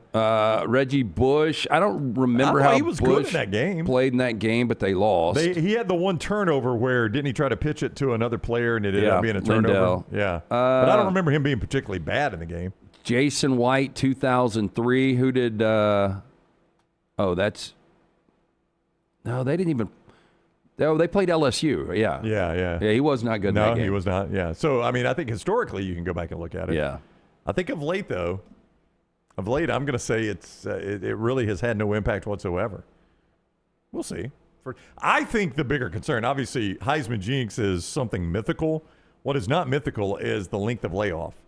And whoever comes out of the Bama-Oklahoma game, I think will have benefited by getting a little bit of rest and then playing another game before they play Indiana.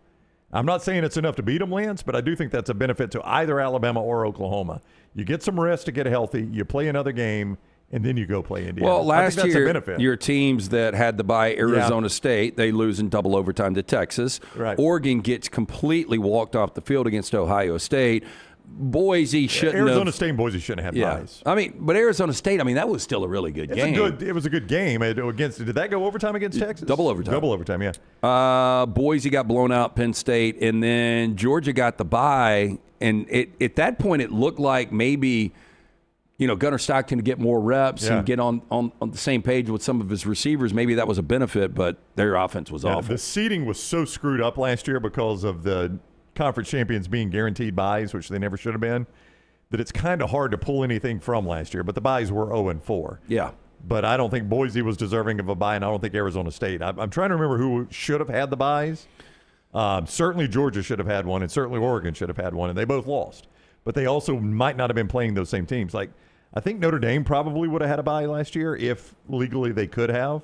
Maybe they Texas. You know, Texas got a 5 seed. Yeah, they were the SEC runner-up. Yeah. And now Ohio State would not have had a bye. No, Penn State was your runner-up. Yeah. So Penn State. So I think the 4 byes would have come out of that group. Georgia, Texas, Oregon, Penn State, and Notre Dame. I think that would have been the byes would have been that group. Because wasn't Notre Dame 7? They were 6, right? Notre Dame was 7. 7? Okay. You know, here's the interesting thing. Last year, the only SEC team to win in the postseason was Texas.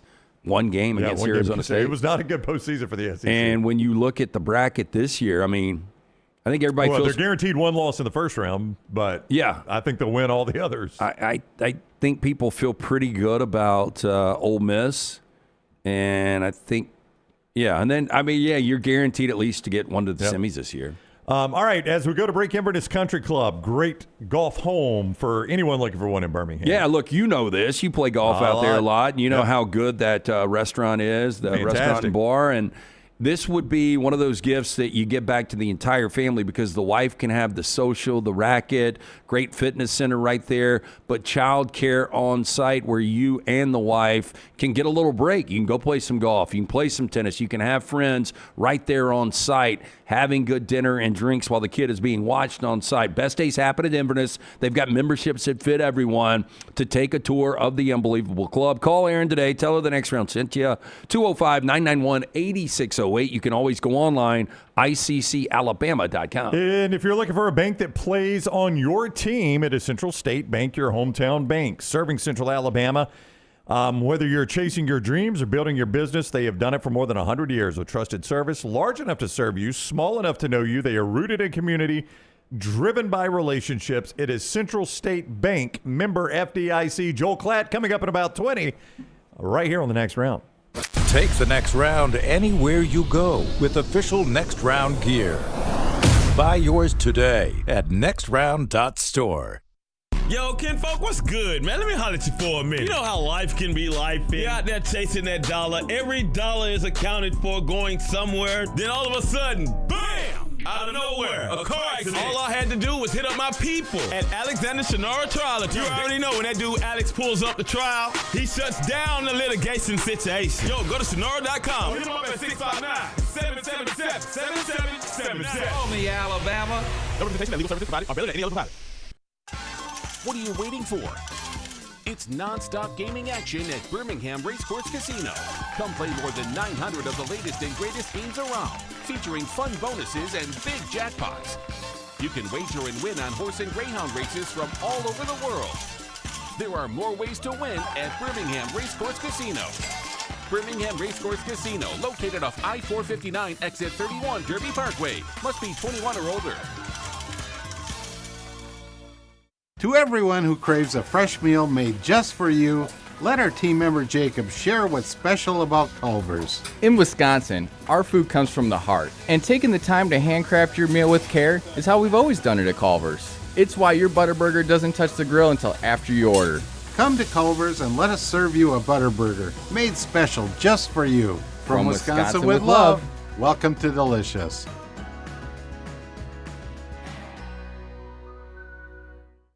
Storm season is here. Make sure you have a plan of action in place right now. Greg from Pell City and Storm Restoration Roofing should be your first call when storms hit. Insurance companies love working with Storm Restoration Roofing because of Greg Nelson's name and reputation in the industry. When storms hit, call Greg Nelson. He's local, 205-542-3531. He's the home of the free no-cost roof inspection. Greg from Pell City on Facebook, 205-542-3531. It's Storm Restoration Roofing. Hey, there's nothing worse than waking up to a plumbing problem. Don't get caught in a flooded house. Call the guys at Hemphill Services. Adam, Chad, and the team at Hemphill are the only ones I trust to fix it and fix it right the first time. Hemphill Services does it right and always at a fair price. For all of your plumbing, cooling, and heating needs, trust the name that Birmingham has trusted since 1954, That is Hemp Hill Services. Call now, 205-229-2090. That's 205-229-2090.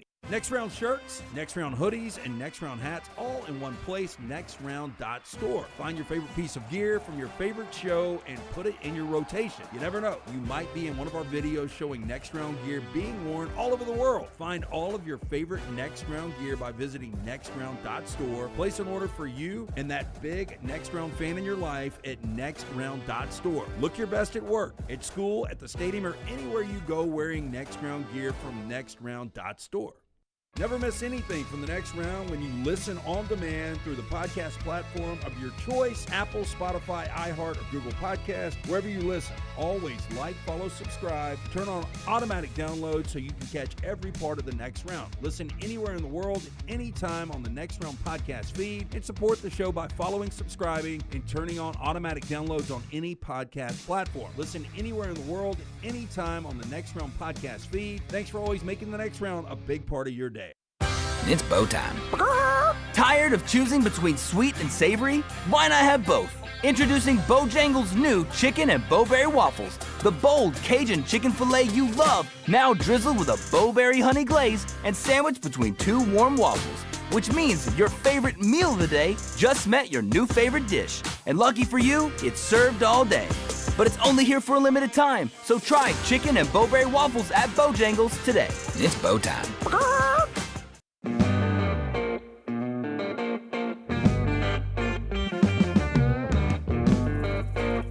Four downs coming up in 1 second. We were talking about Clay speaking at the quarterback club end of the year meeting. And I mentioned that Foxworthy was a speaker a couple of years ago, and a friend of mine was there, and he said it was right after Gravedigger. And Foxworthy walked over to the table of Auburn players and said, "What were y'all thinking? I could have gotten more pressure on Milroe with a Roomba." Pretty brutal to the Auburn players. The old Roomba. Is the Roomba still a thing? I've got one at the house. It you just don't use run. it anymore? No. Oh, no. What happened? I don't know. I just quit vacuuming? And you never? No, I mean, it gets vacuumed. It's just not by the Roomba. No. I mean, the Roomba quit just one day. It never came out of its thing. And I don't. Yeah, I guess. Have you ever used one? I have never had a Roomba. Jeeves, Roomba? I don't personally own one, but I've used one like when I'm cleaning up at other places. Just seems like it was a lot more popular a few years ago. Yeah, I think other brands have made their version of it. Like I know Shark has one. Yeah, and like people love the Shark stuff. The big gift, 6-7 years ago, was an Alexa or whatever. Yeah. And does anybody use those anymore at all? Brooks says yes. Brooks says yes. I've never used them. What do you use it for, Brooks? You listen to the Next Round on it? I have one. No. Brown, come on. We've talked about that off air. Please don't do that, anyone. But listen to our show. Just don't listen to it on Alexa. We don't have access to figure out what's wrong with it anymore. So, anyways, no, I have one in the kitchen, and I actually use it as a baby monitor. Don't think that was the original purpose, but hey. No, the Blink cameras link up to them, and all I have to say is, "Hey Alexa, show me the kids' room," and there you go. There you go. Yeah, that's pretty cool. Yeah, that's interesting. All right, we're going to hear why Auburn's not going to a bowl game. They had a chance, even at 5-7. Alex Golesh is about to explain that after Lance tells us about Company Distilling. Company Distilling, a great product out there. If you're looking for a stocking stuffer this time of year, you're heading to, we've got a tacky Christmas party. We're going to be tacky sweater party. Tacky Christmas sweater party. Okay. Is that what it is? That's what it is. Yeah, heading to one of those this weekend, and you don't want to go empty-handed. What about a bottle of Company Distilling? If you've been waiting to try whiskey as good as the company you keep, this is your moment. Find your bottle. Learn more responsibly. CompanyDistilling.com/Alabama. Available not only right here in our great state, Colorado, Florida, Georgia, Missouri, Oklahoma, South Carolina, Tennessee, and Texas. Fans can ask their local store to order it if it's not on the shelf. Again, for more information, CompanyDistilling.com/Alabama. LT's neighbor is right in the chat room. If you go into a QT, which is an excellent service station. I don't know how often you stop at a QT. Good Diet Coke on fantastic on tap. Diet Coke, and they've got plastic cups, which I like. They also have a robot that is constantly cleaning the floor in there, like a Roomba. And it's like mopping the floor. And it even talks. It's like, "Excuse me, I am mopping the floor." Do you Welcome prefer to QT over Love's? I think QT has a superior Diet Coke, yes. Okay. Yeah.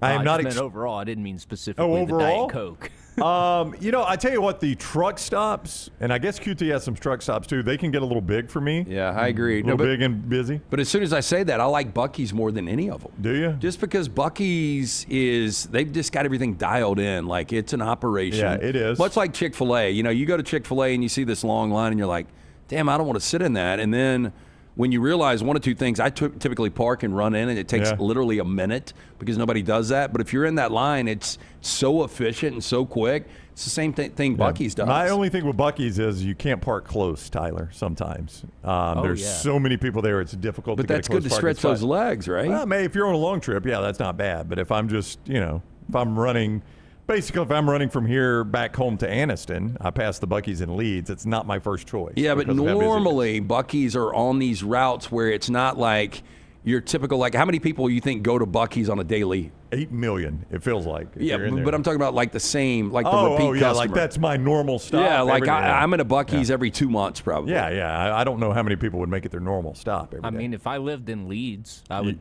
Every day? I would, not every day, but I would stop for gas and get breakfast if I lived over there. Okay. This will blow you guys away, and I forgot how long it's been, probably 4 or 5 years that we've had a Bucky's in Leeds now. But I originally went that first Christmas to get gift cards, and I think I brought this up on the air before for the kids. They don't sell gift cards. Oh. Like, how big I mean, you would of think a they would make market a are you fortune, missing right there? Yeah, you think they would make a fortune on it. Because they once will you not sell the them. gift card, by the way, a lot of them don't get used, and you've made that money. Gift card is a great way to make money. Now, much like crypto, I know there's a lot of people that bury money into gift cards. Okay. It's a good way for a little tax evasion, so maybe they didn't, because there's such a massive brand. I don't know. Here is new Auburn coach Alex Golesh. Auburn had an opportunity as a 5-7 team to go to a bowl game. I don't know how excited Auburn fans would have been about the prospects of the bowls they'd be going to. Was Birmingham ever in the mix? I mean, potentially Birmingham was looking for anybody for a while. I think they would have been higher up the pecking order than Birmingham, but they're not going to do it, and Alex Golesh explains why yesterday. If it all had happened a week ago and our guys were all here, the staff that was previously here was still here intact for the most part, I think that would have been realistic. I think you go through the week, and when that question was posed to us, there's multiple things that go into it. One, there's so much staff turnover that it would be hard to truly be able to put it all together and be competitive to where you have a chance to go win a football game. If you're going to go play a game, you're going to go win the game. I think the other part of it is our guys, there's so many of them that are done with finals that were able to get out and go home and be with their families for a little while here. So to be able to get everybody back together, figure out who the heck is going to coach them, how you would actually do that, the timing of it all was just not practical. It just wasn't realistic. I think, would you love to go play a game? Absolutely. Would you love to go compete and win a game? Absolutely. But the timing of it all, just not realistic. And John and I talked about it at length twice, to be able to get the guys back here, to be able to do what we have to do to go field a football team that can go win, with so many conversations happening right now about roster management and all of it combined with, I would tell you about 75% of the guys aren't here. I think that would be really unrealistic and not fair to the kids more than anybody else. So it just didn't make any sense. I guess the benefit of it would be 15 practices that his staff could evaluate the players on the roster. But hearing him talk right there, I'm not even sure they're in a position to conduct the practices and have the coaches in place. He's still hiring staff and making staff changes. Yeah, look, this is a different world, and this is not Golesh's problem, but I think we've only seen a couple of 5-7s. I know Mississippi State played as a 5-7. I think it was 2016, 2017. There's been some teams that have done it, but in today's NIL, I know their classes ended on December 5th, but it just seems like I don't know how many of these guys are going to class. I just don't. I really don't. And I don't think you've got the control over these players that you had before. Yeah. And once there's a coaching change that is made, there are so many people going different directions. So, I just think the the numbers are a massive problem, and there's just no way that safely they could put together a roster. And then, I mean, he's right. Who's going to coach them? Yeah, Durkin was the interim. I guess he could coach them. Alex Golesh does not want to make that his first image as the Auburn coach, going and playing a bowl game with a staff I'm just put together, a group of players I don't know. 15 you're practices. Right. I mean, that's I don't want that to be because even if you go as a 5-7 and play in Birmingham against Georgia Southern, and you win that game 28-7, and the offense is just a little off. You're right. I mean, that is his first look. That's right. And I'm not saying first impressions are everything, but they're. I mean, I don't know how important they are in college football. I think more importantly, whoever they kick off with next. That's right. Late August or September. That's what you want. My first impression is going to be time when I've had a chance to get together. Now I do remember David Cutcliffe coaching Ole Miss in the bowl game when he had just been hired, and they won the game. And I remember that was kind of a boost for Cutcliffe. I think they beat Oklahoma in the Independence Bowl, if memory serves. That's going back a long way. But it's pretty rare that you see that happen, so I'm not surprised. But that was his explanation yesterday. All right, we're going to do 4 Downs today, presented by our friends at Way 2 Wellness. It is the organization that helped Dunaway change a lot of his life, and they've helped so many of you. It's not just about weight loss. That is a great byproduct of it.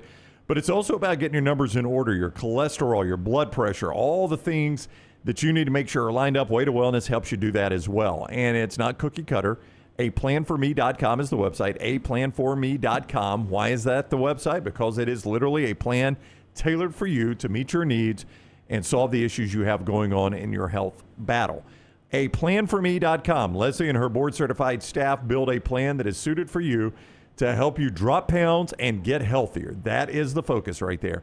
So if you want to get started, the easiest way to do it, to go in and get that risk-free evaluation and see if Way to Wellness works for you, is just go to the website, aplanforme.com. It is Way to Wellness, your journey to healthy living, aplanforme.com. First down. Okay, better chance of happening. Colorado wins 7+ games with Deion Sanders as the head coach again, or Shedeur Sanders is QB1 going into week 1 of 2026 for Cleveland. Well, you're going to have to help me remember. So Flacco is probably done there. Deshaun Watson is done there. So is it he or Dylan Gabriel? I mean, right now, unless that's who you'd have to beat out, somebody right? in the offseason. I don't know if Kyler Murray's an option. He had him in position to force overtime with the Titans, and they called the strangest 2-point conversion play I've ever seen. I did not understand that call. And I figured he was going to get heavily criticized. Stefanski was going to get heavily criticized for it. Well, here's where Deion 4-8, 9-4 last year when he had Shedeur and he had Travis Hunter, and then back to 3-9 this year. Do you see them winning 7 games again? I don't. I don't know if I see him being QB1 though. I think I would go QB1 over that. But it's either him or Dylan Gabriel. I mean, at least right now. At least right now. I would say I see him being QB1 more than I see them winning 7 Well, games. he has been given the reins the rest of the season. So he's they're got his chance for 4 games to prove it. Yeah, they're going to do an evaluation. But, I would go that is a better chance of happening. Second down. You know who I watched against my team, and then he got a big win over the weekend that I think is showing some promise is Tyler Shuck at the Saints. Got a lot of physical skill. He can't stay healthy. From Oregon to Texas Tech to Louisville, could never stay healthy, and I don't think he's going to be able to in the NFL. Have you watched him much, though, with the Saints? A little bit. He started against the Rams, got his first ever start against the Rams. First ever start. But against the Dolphins, he wasn't that bad. And then he got the big win Saturday. Big arm, Sunday. athletic. Yeah. 10 wins first. Matt Campbell at Penn State or Pete Golding at Ole Miss? I would like to know this Trinidad Chambliss discussion about him perhaps hitting the portal, or maybe he has to get a waiver or something. I'm not entirely sure what the entire story is to go to LSU. Yeah, by the way, I like Joey McGuire, the Texas Tech head coach. Last week we had the soundbite. Like, if these guys are going to take these jobs, then the portal should be shut going to that school for a year. Yeah, it does seem fishy if he did that. I am going to say Pete Golding can hold this thing together and get to 10 games before Matt Campbell builds up to 10 at Penn State. I think I'll go Pete Golding in this one. Today, I'm not going to have the name in front of me. Word has broken that he has hired the offensive coordinator from East Carolina. They had a really good season this year and a really good offense en route to that good season, and that is going to be his offensive coordinator moving forward. So he seems to have made a pretty good hire at offensive coordinator there. So I'll say they keep that together and Golden gets it. Lincoln Riley, former East Carolina offensive coordinator. Yep. I will go Matt Campbell. I've just seen Matt Campbell do it before at a more difficult project with Iowa State. I don't know really what to expect from Pete Golding, and I really wonder how many of those guys are going to be on that roster next year. Yeah. And more difficult schedule. That's the question. You're right. Third down. 90 years ago today, University of Chicago running back Jay Berwanger won the first ever Heisman Trophy. What was the first Heisman you remember following closely? Bo Jackson and Chuck Long. Me too, 1985. 1984. Oh, 85, that's right. And remember how 85, tight it was? So here's the thing I remember most about that. It was an extremely close Heisman vote, and I remember during the 1985 Iron Bowl, it was on ABC, and they were polling the audience on ABC. And during the game, you could call a 1-800 number, and you hit 1 for Chuck Long, 2 for Bo Jackson. And I remember in the first half, they showed it, and they're like, right now, Bo Jackson has the lead, such and such percent.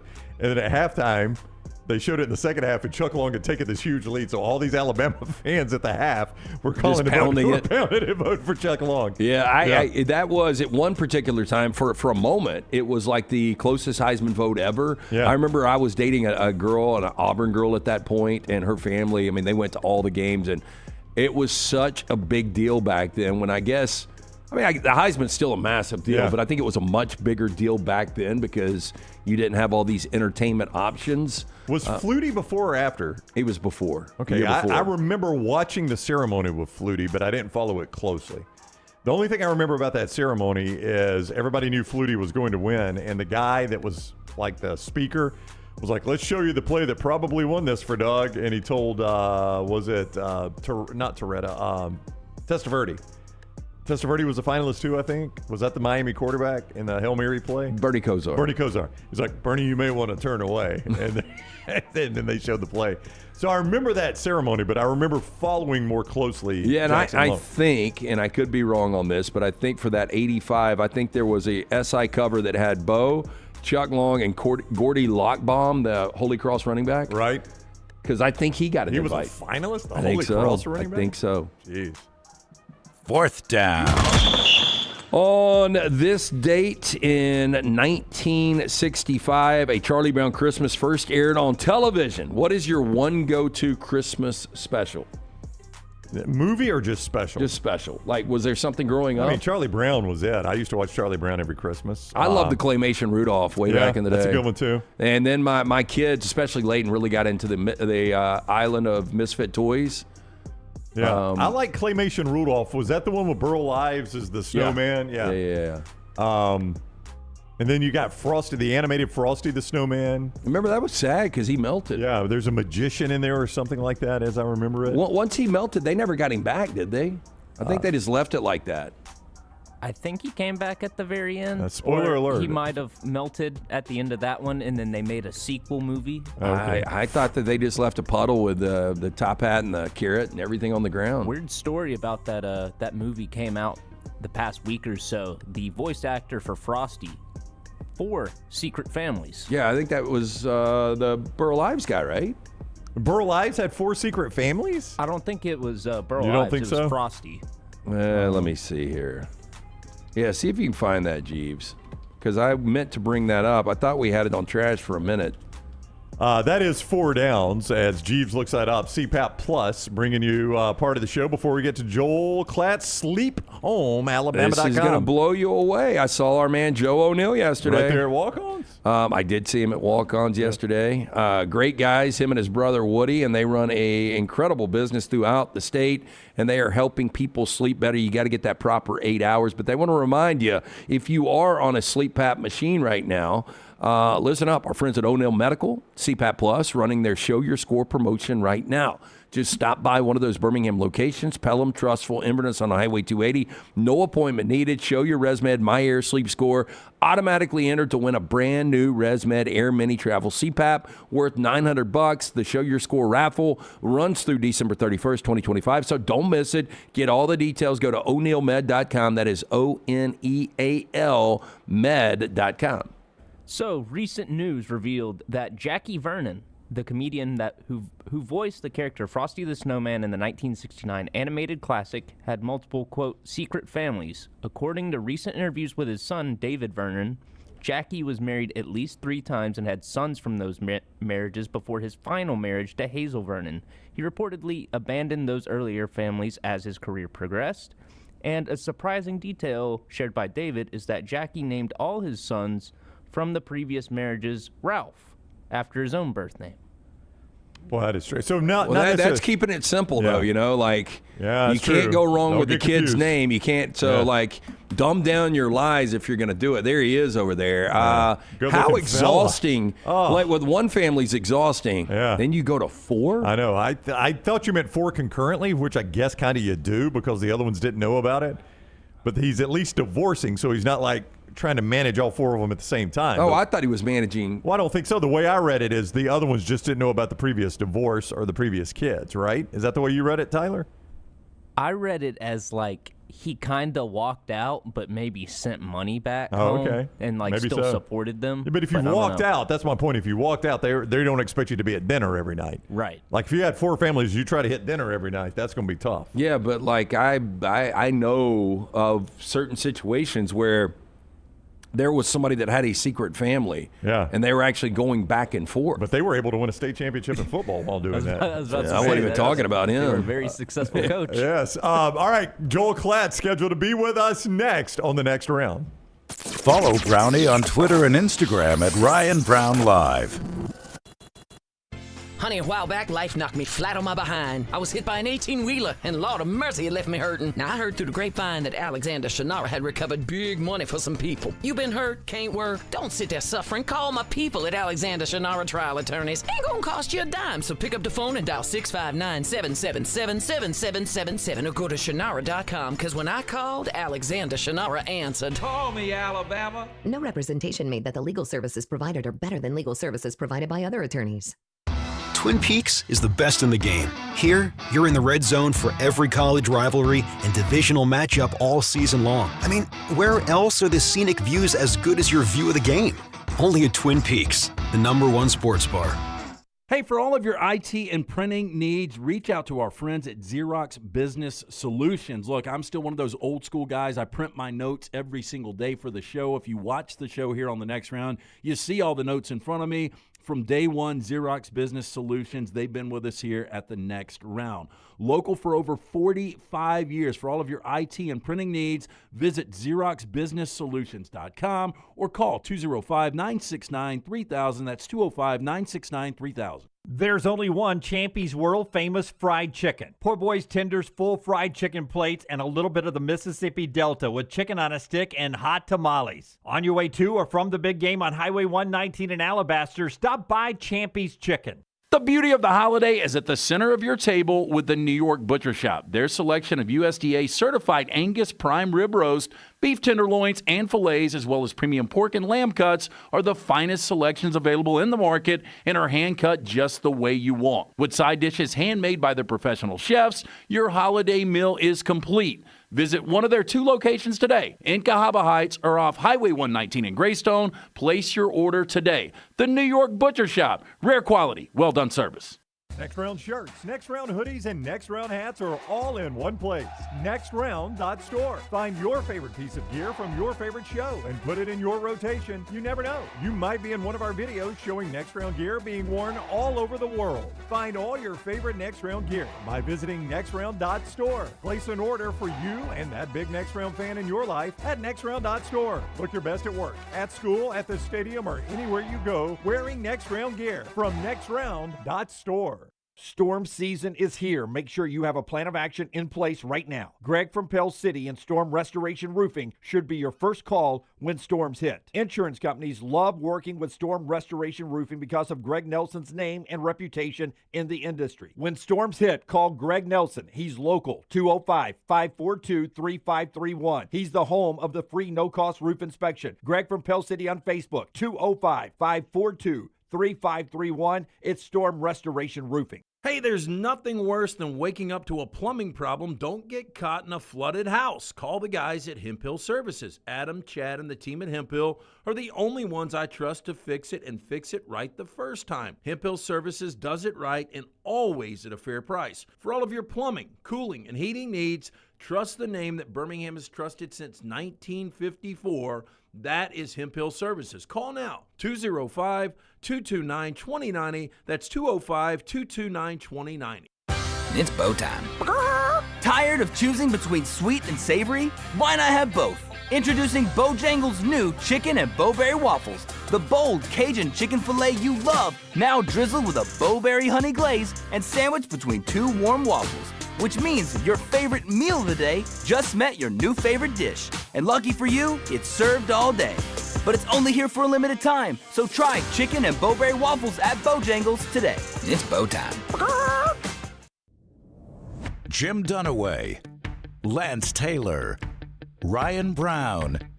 Live from the Birmingham Racecourse Casino Studios, the next round, presented by Bud Light, is on now. All right, we start our final live hour of the day. It is presented each day by Champy's World Famous Fried Chicken. Head to the Champy's near you. Grab a great lunch. Sterling and the gang, they've thrown the doors open right there at Champy's, and they are ready for you with those Mississippi Delta recipe tamales, those great po' boys, the great chicken fingers, the wonderful sides, cocktails right there at the bar. Champy's World Famous Fried Chicken. You can see more at champy'schicken.com, champy'schicken.com. Presenter of the final hour of the show, Joel Klatt, is with us from the city that never sleeps, Las Vegas. What happens in Vegas stays in Vegas. Klatt, how are you, buddy? Yeah, I'm good. How are you guys today? Good. What's going on? I appreciate you being able to move me a day, obviously, with travel and everything. That's not a problem. Anything for you. You know that, Klatt. Rule number one that we were taught at Jacksonville State is if you're ever doing an interview, never give up the microphone. Never give it up. Everybody on that, did you watch the post game? Nuh-uh. Everybody on that stage is trying to get the microphone from Klatt. It started with Cignetti, and Klatt never gave it up. Kudos to you. That's right. Kudos to you, Klatt. They applauded you in the truck, I'm sure. It was, yeah, they did. And it was a bit of a tug of war at times there with Cignetti in particular. But, man, the joy on that stage, guys, it's interesting because there are programs that players expect to win, championships and they expect to be on those stages. And I've given, the trophy to Penn State and Michigan and Ohio State over the years. The outpouring of joy from the players on that stage was something unique that I hadn't experienced. And so that was a fun game on Saturday night. That was kind of the best of what I thought college football had to offer. Hey, Klatt, and the disrespect, I was talking to people in the hotel before SEC championship, and we were talking about that game, and I liked Indiana in the game. I thought it was a bigger game for Indiana. And it was. People weren't giving them any credit. And it was like, we saw this last year. No, this is a completely different team. The roster, so much better. They did it without Mark Hooper. You saw what they did earlier this year against Illinois, on the road against Iowa, what they did against Oregon. They've got a Heisman winning trophy quarterback in Fernando Mendoza, and it's just a different team, right? Yeah, and here's the thing is I don't understand what they need to do this year for people not to view them as like some sort of upstart. They earned the #1 ranking, hands down. The Oregon win in Eugene, I think, is the second best overall win in college football of the entire season. And you know what? I might even be discounting that Big Ten championship game. Ohio State is a excellent team. We all know that. Look at what they have just from a draft pick perspective around that team, what they've got on the outside with Smith and Tate to hold them to 10. I think people have to realize that Indiana's defense is as good as any. Now, I think Ohio State's still the best defense in college football, but Indiana is right there. And I think that should be scary for other teams in this playoff, to be quite honest with you, because that's an excellent football team. Excellent football team. They're not going anywhere. It will not shock me at all, if that's a rematch in the national championship, those two teams. Curt Cignetti coaches without the pressure that is felt by Kalen DeBoer and Ryan Day and guys like that. Does that allow him to coach looser and more different, or more looser, however I should say this? and differently than a Kalen DeBoer or Ryan Day? I think there's a freedom in that. I do. I think that's accurate. But I also, this is going to be blasphemous on this show, and this is, hear me out. Okay. Of all the guys that I've covered throughout my entire career, Saban's the most unique in just his maniacal, process-oriented focus, day in and day out. And granted, I didn't get to cover him a ton, but was fortunate enough to go into Tuscaloosa 3 different times and spend, a little bit of time around the program, and covered him when they played Texas. Cignetti is not like him from a style standpoint, but as it relates to the maniacal focus of the process, he's the closest thing that I've ever covered to Saban. And again, I know that that's blasphemous around there, and I'm not trying to say he's as good or anything. I just think there's similarities. And obviously he coached for Nick and learned there. One of the things that I think impresses me the most, and I wish I could have expanded on this, and the game was just too good. He talked a lot to us before the game about evaluating and why he feels like he's so good at evaluating. Because remember, none of these players have 4 or 5 stars next to them from the time they were recruited. These are guys that had to go to mid-majors, a lot of them, and they were all conference performers at different levels, and come up and they're playing incredible football now at the highest level in our sport. And I said, what made you such a good evaluator? And he was like, well, I learned how to do it really well. And then he said, and I believe in myself. And I was like, well, what do you mean? And he said, I'm not going to trust anybody else's eyes but mine. I don't care what your rating is. I will trust my eyes, and my eyes will tell me if I think you can play for me. And he does that. And so he evaluates so well for him, for his system, for his culture, and you can see that on the field. What's funny about that is, had Nick Saban retired a year before he did, 2 years before he did, and you would have said, okay, start giving me the list of Saban assistants you want to hire in this job. Boy, do you know how far you would go down before you get to Curt Cignetti? Oh, my gosh. I mean, people would be like, wait, he coached for Nick? Yeah. First 2 years, remember way back when? And what's crazy is, we always look for the Saban assistant that was most like Nick Saban. Well, it's Kirby Smart, obviously. But Cignetti is number 2. I mean, that's the guy that is most Nick Saban-like, really. And I'm telling you, just this process that it's really fascinating. I've loved getting to know him. He's outstanding. And then, by the way, if Saban would have retired this year, guess who the leading candidate would be to replace him? Well, probably Kirby. I understand, but Kirby went to Georgia. No, Kirby wouldn't do it. It'd be Curt Cignetti. Yeah, it would be Curt Cignetti, which is wild. I know, guys. It is wild. And just to think to yourself, and I said it on the stage, even though Lance didn't watch. Thanks a lot, Lance. I watched the game. You did a great job on your call. We're kidding. Although I couldn't hear you because we were in a sports bar. Yeah, I had gone back up to my hotel room. I caught the fourth quarter in the postgame at my hotel room. Lance stayed down in the hotel restaurant. Yeah. So I said, hey, for the first time in the history of Indiana football, tomorrow you guys are going to be number 1 in the country. And here's the thing: we've had some fluke number 1s during the course of a season here and there. Remember the first ever playoff rankings in history? You remember who was the number 1 team? Is it Ole Miss or Mississippi State? State, yeah. Mississippi State. Yeah. Well done. Yeah, Mississippi State. And so, we've had you win a game here or there, you haven't played your toughest opponents, so on and so forth, and all of a sudden you wind up there based on circumstance. This is not circumstance. That team, Indiana, earned the number 1 seed. And if they play Alabama in the second round, guys, they will be favored.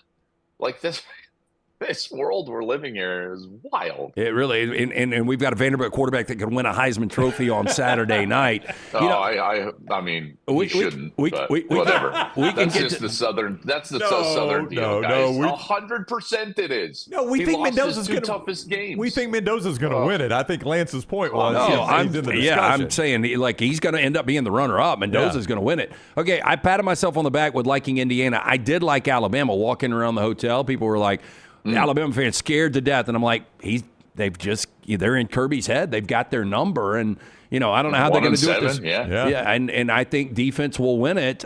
This offense, I need you to explain it to us because I can't understand. And I know injuries are a thing, but injuries are a thing. Omar Cooper didn't play for Indiana on Saturday night. Injuries are a thing at this particular point of the season. But if you take away Eastern Illinois, the fact of the matter is Alabama's last 4 games out, they've averaged 18.3 points per game. Their defense is playing at another level, but the offense is completely broken. What is going on with it? Well, I think this is what can happen when you're one-dimensional. And, I know that Jam has at times run the ball well, right? Like we would all say that. And he's a good player. But when he either hasn't been available, healthy, or productive, like it is just an incredibly one-dimensional offense. And then you're reliant on timing. You're reliant on protection. You're reliant on all these different things that don't have to really deal with just your effort level. This is why running the football is so important. Yes, there's detail and execution in the run game, of course, but there is a larger element of effort that then is thrown into the equation. Therefore, it can be more consistent just in general. You look at throughout history, there's a reason why the pure air raid offense has never really contended or won even a conference championship, guys, right? Because it's too one-dimensional. And I know that that's probably way too simple of an answer, but that's the answer. And once you give really good defenses an entire season of film, once they realize you're one-dimensional, once they realize how to attack your protection, once all of this is on the film, man, when you get into the back half of the year, you can't fake it. You cannot fake it. And the other teams will know what you're doing. The coaches become better. The players become better. And in big games, like all of a sudden, look at Ohio State. They struggled running the football. They scored 10 points, guys, against Indiana. And so you can have Jeremiah Smith on the outside. You can have, Bernard and Ryan Williams and all these different guys. But if you can't at least have some threat and base downs to keep yourself on schedule, then what ends up happening is that you're throwing the football because you have to rather than because you want to. And when you get into that position, it's really tough to be successful on offense. The odd thing about that, Klatt, is statistically the best day in that stretch has been against Oklahoma. Now, they did have 2 interceptions. I understand that. But also almost, I think, over 300 pass yards, which is pretty rare against that Oklahoma defense. Doesn't make sense because I think OU in that stretch, wouldn't you say that was the best defense that they faced in that stretch? Yeah, I mean, their defense. But that speaks to the inconsistency of it. Yeah. That doesn't mean that it's just going to go away all the time. But it's like, what are you going to get from day in and day out? If you're hot and, man, the timing's on and you've got them, then all of a sudden, you can have success. But again, Oklahoma was able to put enough pressure on Ty where he turned the football over a couple of times, and then that's the game. Yeah. Now, I will say this about Alabama, though. Their defense is playing to an elite level right now. Yeah, way better than it was early. No doubt. 28 Georgia points, terribly misleading. I mean, a lot of that was short fields. Alabama really only gave up 1 drive that whole game to Georgia. This matchup for them. This is like the offensive challenge. Yeah. What is the over-under? If the over-under was in the 30s, I wouldn't be surprised. You guys probably know it'll get there. I think it opened at 40.5. I would have put it at like 36 40, and a half. Think about how low that is. 40.5. There was a point in college football, you guys remember, and we used to talk about it, like when Nick had to shift offensive philosophies because it was like, well, at some point you're going to have to win 45-42. Remember that era of college football? Yeah. And then here comes Lane Train and and they kind of shifted and morphed and adjusted. And now you look up and the best teams in like this whole playoff is going to be a defensive oriented deal. Like, look at what the Big Ten championship game was. Oregon can play quality defense. Bama can play quality defense. So I think there are going to be some really low scoring games. Okay. I just wish, I know you didn't even ask this. Sorry, a little tangent. I just Like, can the group of 5 go play their own national championship? I know. Well, I was going to ask like, it in this regard. Can you do this for us? And we know James Madison, like great story, whatever.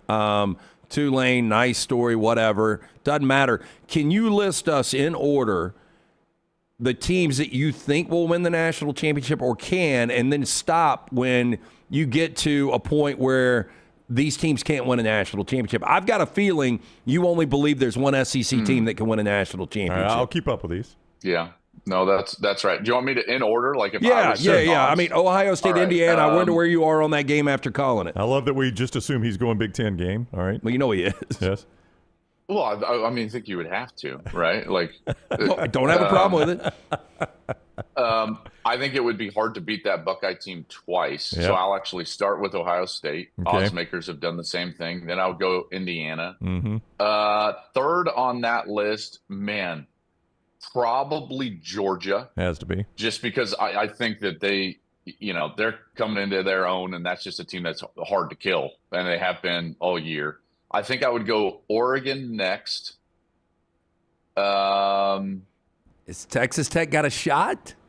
Yeah, I would go Tech next, and That's then I'm it? done. Then you're I done? can't even give you another team. Yeah, I mean, I don't have a can't problem give with you another that. team. But, the sad thing is if Notre Dame gets in, Notre Dame's on your list. It would be right there. Yeah. That's 100% right. I even said that on my show. I was like, Notre Dame, they don't have a gripe and they have a gripe, all in the same sentence. I feel bad for them. We all feel bad for Notre Dame only because of what happened to them because we saw weekly rankings. If we would have just seen this at the end of the year, we would have been like, well, that makes sense because Miami won the game. I don't buy into this argument of like, well, what about Bama? Why are they in? It's like, shut up. Bama was the number 1 seed in the SEC championship game. Of course, they're going to the college football playoff. That's a ridiculous sentiment. Totally ridiculous sentiment. So that's the Bama side of things. Obviously, you saw I don't like the group of 5 in particular getting 2 spots. But why do they get 2 spots? Because the ACC is stupid. So, guys, like, what are we doing with the tiebreaker? What really screwed Notre Dame was not ESPN. It wasn't the committee. It was the ACC tiebreaker, because if the ACC is worth their salt at all, Miami is not sitting at home watching a 5-loss Duke team play for the ACC championship. Miami is in the ACC championship, beating Virginia, taking that spot, which allows Notre Dame to have the next spot. Like, this is not a hard, fix. I don't think you've got to blow up the playoff. You just got to look at the ACC and be like, fix your tiebreakers. What are you doing? Yeah, McElroy, I thought, made an excellent point on the selection show after everything had been unveiled and they were in that discussion. Assuming college football championship games continue to live, and who knows? Which, yeah, we may be watching their death in front of us, but assuming they continue to live, he said the conferences need to just have an agreed upon ranking, whatever it is, whether you agree upon Sagarin, whether you agree upon the football playoff rankings, the Associated Press poll, whatever you want to do, but your 2 highest tied teams in that ranking play for your championship, and all the conferences need to agree on it. Greg makes an excellent point here in 2 regards. One is that we need to have some sort of agreement that is outside of individual conferences. So again, that speaks to more of an overarching governance, right, of the sport, where somebody comes in and says, listen, we're all going to do it this way. We're not going to have all of our own officials and all of our own replay centers and all of our own tiebreakers, right? Like that sort of thinking I think needs to go away. So in that respect, Greg, dead on. And in another respect is some sort of universal like go-to that immediately, if you've got ties, I think it should always go head to head. And then what's the ranking? Right. Boom. Like right there. It's number 2. And we don't have to go any further past that. And if that was the case, Miami would be in. We wouldn't have to slog through 2 really bad CFP games. Maybe I'm not giving Tulane and JMU enough credit, but I just don't see, like, we saw Tulane play Ole Miss. Now we didn't see it without Lane Kiffin, but man, I think that Ole Miss team is going to be motivated and ready to go. Kirk Cignetti is a different kind of guy, no doubt. Fernando Mendoza's a little different out there too. Yeah, he is. I wanted to two things because we just assume the way Cignetti's built this. Curtis Rourke last year out of the portal. This year, Fernando Mendoza. I would assume Alberto Mendoza, his younger brother, has got an opportunity to be that guy next year if they don't go to the portal. And then second part, Fernando at 6'5", 225 pounds with decent legs and a big arm. How do you project him to the next level? Do you think he's going to be a franchise quarterback? Yeah, I mean, he's not in his play, but just in his personality really quickly. He reminds me a lot of Kirk Cousins. And I think that interview at the end probably, signals that to a lot of people. He is a football nerd, and like he loves it. He's incredibly smart, just a very intelligent guy. It's why he went to Cal. And when I look at the way that he played, I honestly don't think that there's even going to be a debate about who the top quarterback taken in the NFL draft is. I think that there was some question mid-year because Ty had played so well and had made so many incredible throws. And now, with Ty's size and is he even going to come out? So who knows? But I think Fernando Mendoza is going to be the top quarterback selected in the draft, and he could absolutely be a face of a franchise. But again, it's going to be a quirky face of the franchise, but he loves it, man. I tell you, he loves football. He's a football nerd. And I mean that in the absolute best and most well-meaning way. Do you think Cignetti goes back to the portal, or you think Alberto's the guy? I would guess it's going to be portal. Okay. I just don't know which one. Well, which one will the eyes of Cignetti land on? So Sawyer Robertson? I don't think he's got quick enough hands. Interesting. You need shortstop. You gotta have that RPO type of. I don't know. I would have to, and to be real honest with you, I haven't watched enough Sawyer. I would have to dive in and watch a little Sawyer to do that. That's an interesting one. But yeah, a quick-handed guy. He loves them tall, so they have to have the frame. So he's not going to take a guy that's less than 6'3" or 6'4". Calm in the pocket. I would have to do some digging on that. Yeah, he's 2 for 2. He knows what he's doing. He knows exactly what he's doing. This is crazy. It is. It is just so fascinating to watch this because this is a guy. I was watching an interview with him this morning, and I can't even remember who the interviewer was. Asking him, because he was at Alabama and he was like, I'm going to be a 60-year-old assistant coach and I'm never going to have a chance to be a head coach. So he takes a D2 job. A D2 Where did he go first? I think did he go to IUP first? No. Yeah, Elon. I think it was. No, I thought it was IUP. Was it IUP, then Elon? And then James Madison eventually, And then James Madison. He's never had a losing season as a head coach. Think about this. Never. Not one. And now I might get this a game or two wrong. He was 11-1 at JMU. Then he was, 11-2. All right, so now we're 22-3, and now he's 13-0. Yeah, we're 35-3 in his last 38 games as a head coach. Jeez, I know. Hey, it's the greatest turnaround in college football history for sure. Oh, dude, they were the losingest program in history. I thought what Bill Snyder did at Kansas State would never be topped, or even remember Gary Barnett, my old coach, what he did with Northwestern when he took them to a Rose Bowl in the early '90s with what was it, Darnell Autry? Autry. I didn't think those would ever get topped. This is absolutely bonkers. Yeah, and absolutely bonkers. And he's going to get a lot of coaches fired because, guys like Mark Stoops, like Will Stein takes over Kentucky. Well, Kentucky fans are going to be like, well, if Indiana can do it, why can't we do it? Yep. And that you're exactly right. And we don't need any incentive to start firing coaches any earlier than we already are. He's certainly going to put the heat on it. I do remember, though, I'm looking back now to remind myself of the dates, but I do remember when Cignetti left Alabama to take IUP, I literally thought, boy, Saban must not have liked that guy. I mean, who leaves Alabama? Hey, maybe he didn't. Maybe he didn't. Maybe he needed to leave. Who leaves Alabama to go be the head coach at IUP? Hey, before you get out of here, though, because speaking of coaches, Matt Campbell to Penn State, what does that do for you, and why did they not do it sooner? Oh, man. That's a loaded. The back end of that is loaded. Okay. They had, let me start with that. They had other targets that took a long time to work through and then fell through. And then you start looking really, really bad. But Matt was always on a fairly short list and is a guy that I think when you really step back and look at it, if they would have done it right away, or if it would have been quicker, I think we all would have been like, yeah, like that's a good hire. This guy has been up for several jobs during the course of the last few years. He clearly understands what he's doing. He's built a solid program at Iowa State, a place that's hard to build a solid program in the Big 12. And that's a good hire. I think that the timing throws that into question. And in particular, you start to look bad when it feels like people are getting to third base and then turning you down.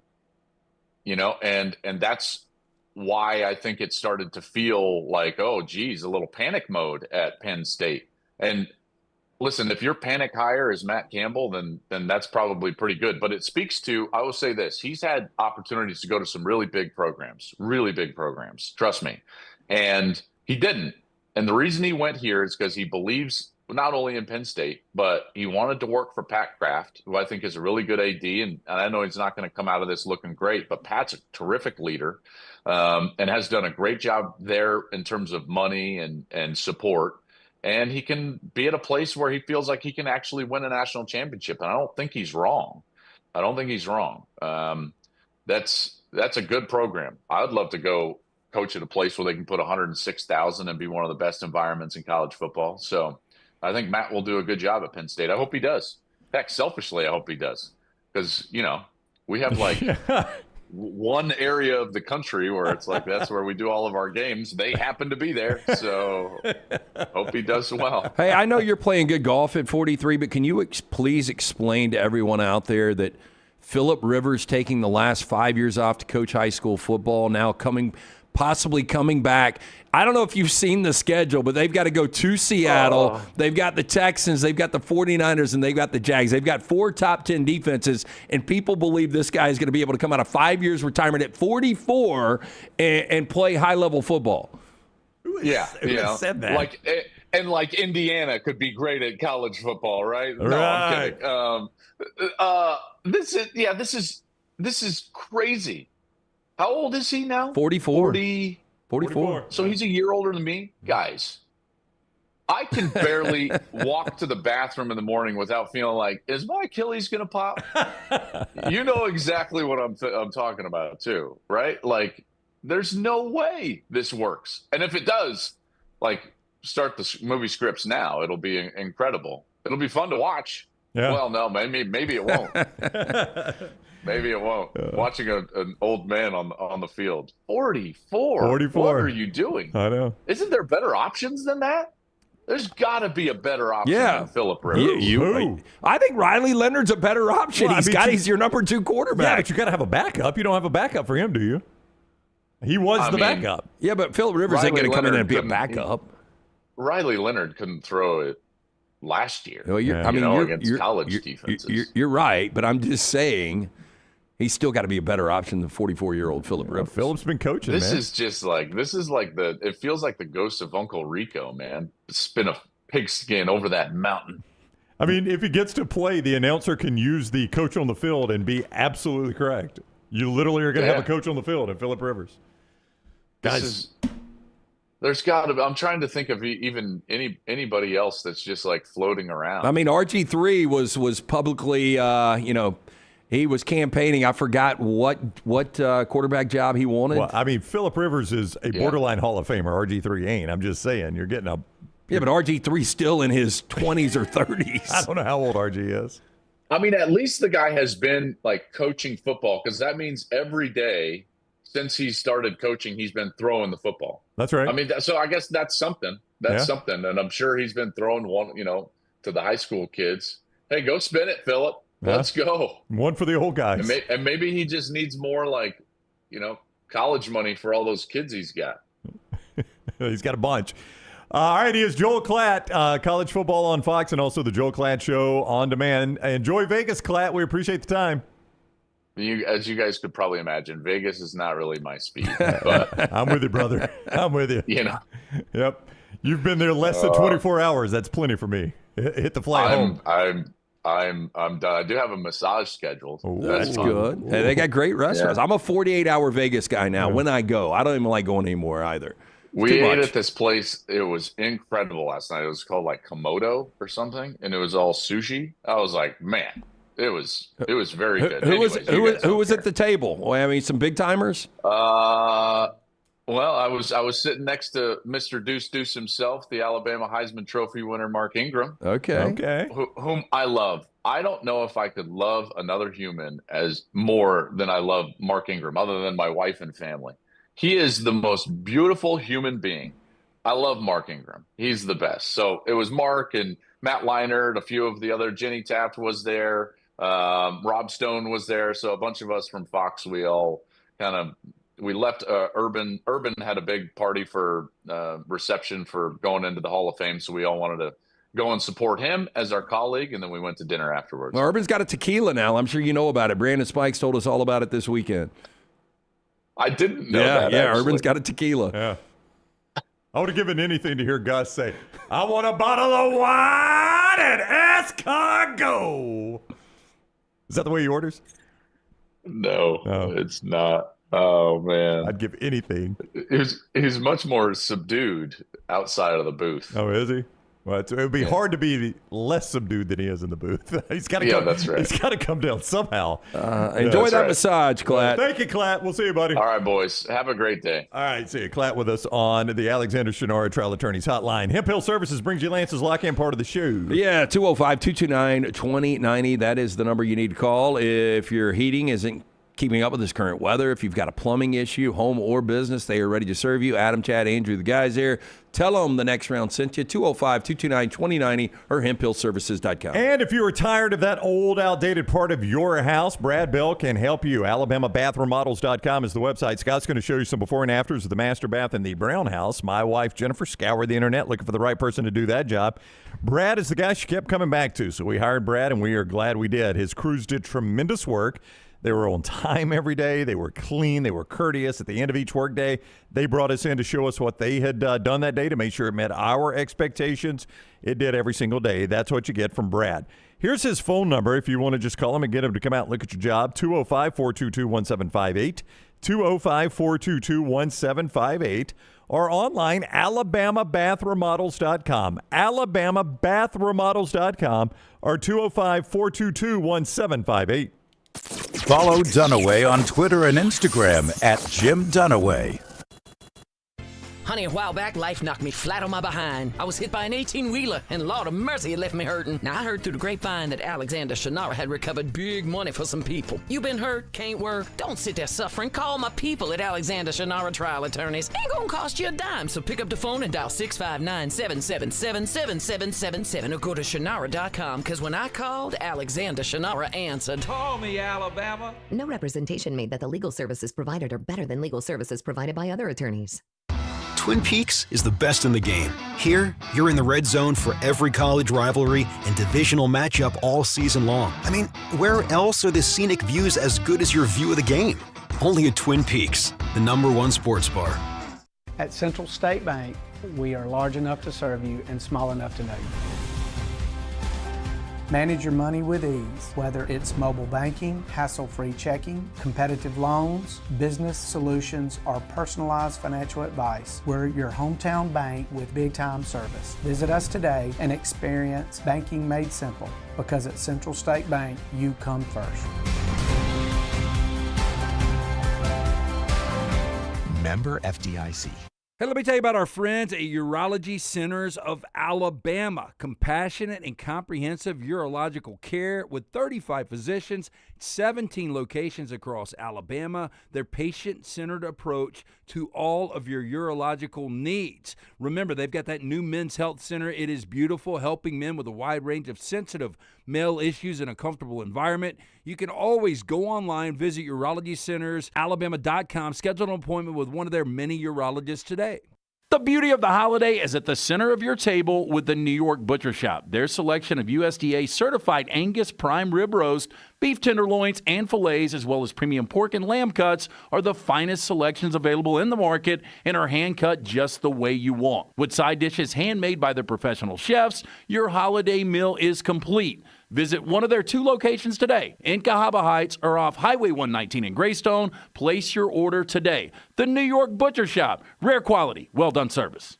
Never miss anything from the next round when you listen on demand through the podcast platform of your choice. Apple, Spotify, iHeart, or Google Podcasts. Wherever you listen, always like, follow, subscribe, and turn on automatic downloads so you catch every part of the next round. Listen anywhere in the world at any time on the Next Round podcast feed and support the show by following, subscribing, and turning on automatic downloads on any podcast platform. Thanks for always making the Next Round a big part of your day. Get all your favorite Next Round gear all in one place. NextRound.store. From our Next Round hats to the logo tees to the all-time best-selling Y'all Can Have the Rest shirt. You can look your best by shopping with us at NextRound.store. Take the Next Round anywhere with NextRound.store.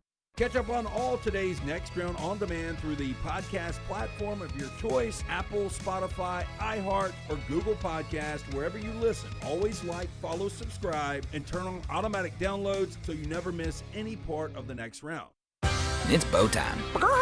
Tired of choosing between sweet and savory? Why not have both? Introducing Bojangles' new chicken and bowberry waffles. The bold Cajun chicken filet you love, now drizzled with a bowberry honey glaze and sandwiched between 2 warm waffles. Which means your favorite meal of the day just met your new favorite dish. And lucky for you, it's served all day. But it's only here for a limited time, so try chicken and bowberry waffles at Bojangles today. It's bow time.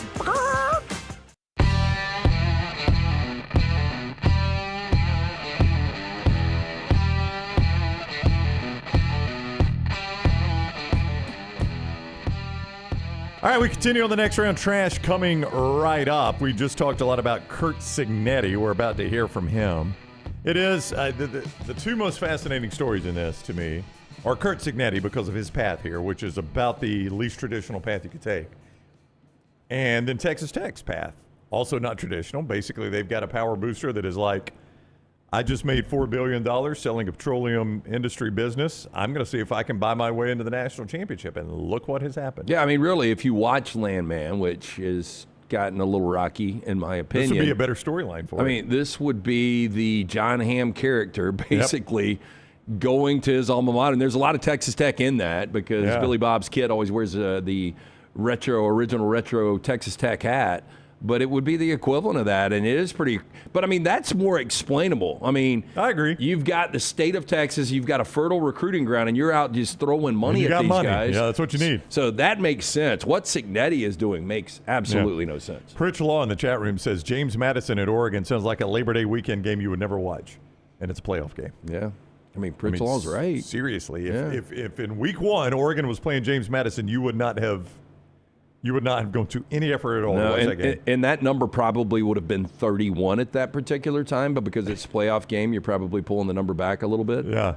I mean, that's pretty remarkable to think about. Laura says Tulsa King's better than Landman anyway. Tulsa King is better than Landman. I thought you said it was going the wrong way. It is, but it's not as bad as a little more action in Tulsa King. I mean, it's very, very, very, very far-fetched. Sure, I'm sure.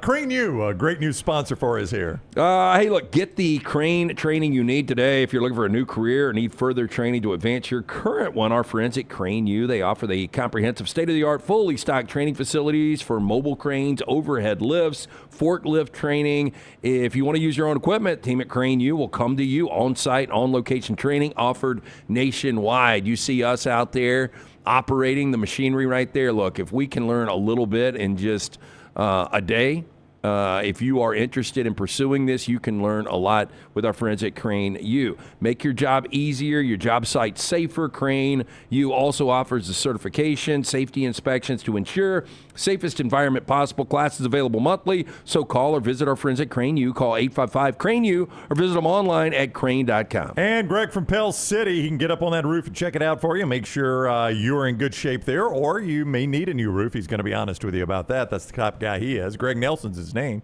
and here's his cell number. If you need him to look at your roof, 205-542-3531, 205-542-3531. He is also on social media on Facebook at Greg from Pell City if you just want to reach out to him there. Or give him a call and let him come look at that roof. They also have this roof cleaning, and it helps you. All that does is just make it look good and not look all ratty, but it helps you on insurance claims as well. So find out more about that, a way they can safely clean your roof and make it look better. Greg from Pell City, 205-542-3531. Pete Vivacqua, the Notre Dame athletic director, met the media earlier, and here's a quote that is being shared heavily from that, because I think a lot of people are shaking their head at this one. We were shocked, mystified at what happened Sunday. Not a head shaker. I'm sure they were. This is the one. We had one of the most dominant 10-game runs in the history of college football. No. He did say that, yes. He did not. He did. That 10-game run he's talking about, wins over Purdue, Arkansas, Boise State, NC State, USC, Boston College, Navy, Pitt, Syracuse, Stanford. He's misquoted, right? Unless Brett McMurphy has gotten really bad at his job. In case you've forgotten, Purdue finished 2-10, Arkansas finished 2-10. Boise had one of the worst years they've had in a long time. Yep. Now they won the Mountain West, but they wasn't a very good Boise team. NC State 7-5, USC 9-3, Boston College 2-10. Navy, one of the better teams they played in that stretch, but I will again point out they rested their healthy quarterback in that game. Pitt 8-4, whose coach said we're not even trying in this game. Syracuse 3-9, Stanford 4-8. That's the stretch he's talking about, was one of the most dominant in the history of college football. I really don't know how shocked they can be. Again, back to what Klatt said, and he said it, actually framed it in a really good way, like they don't really have a gripe, but they've got a gripe based on the fact that they could win a national championship, but you lost those two games that, if you would have gotten a split there, you're actually in this thing. Yeah. It is it is the irony that they've got a complaint, they don't really have a complaint. Well, didn't they know, and it's something we probably didn't talk about enough, if Duke was to win that game, that Virginia gets left out, then the ACC would have the opportunity. Their highest-ranked team at that point is Miami, and then you kind of backdoor James Madison getting in. They had to be scared to death when Duke won that game. Yeah, you're probably right. I think they thought that was a bad sign because of what it could mean for Miami. I don't blame them, though, for assuming that the head-to-head with Miami wasn't as big a factor, because it had not been all year long. Yeah, that was on the committee. That's on the committee. I don't blame Notre Dame for that. And you said, look, first of all, the committee should have never made that error. I think that they just believed Miami was going to drop one of these games. But, you said it best yesterday. All they had to do, or Friday, whenever it was come on, hey, look, we made a complete miscalculation. This was on us. We're owning this. Head-to-head should have been like the immediate thing that we looked at. That's right. It's on us. We're fixing it right now. We understand everybody's going to be upset.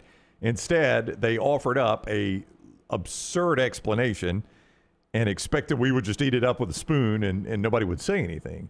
And rightfully, everybody that heard the explanation is like, look, I may or may not like Notre Dame, but that's about the dumbest explanation I've ever heard. That makes no sense whatsoever. What do you think the nightmare scenario for college football fans in a national championship matchup on January 19th in Miami is? Well, I mean, I'm excluding. What do you mean by nightmare?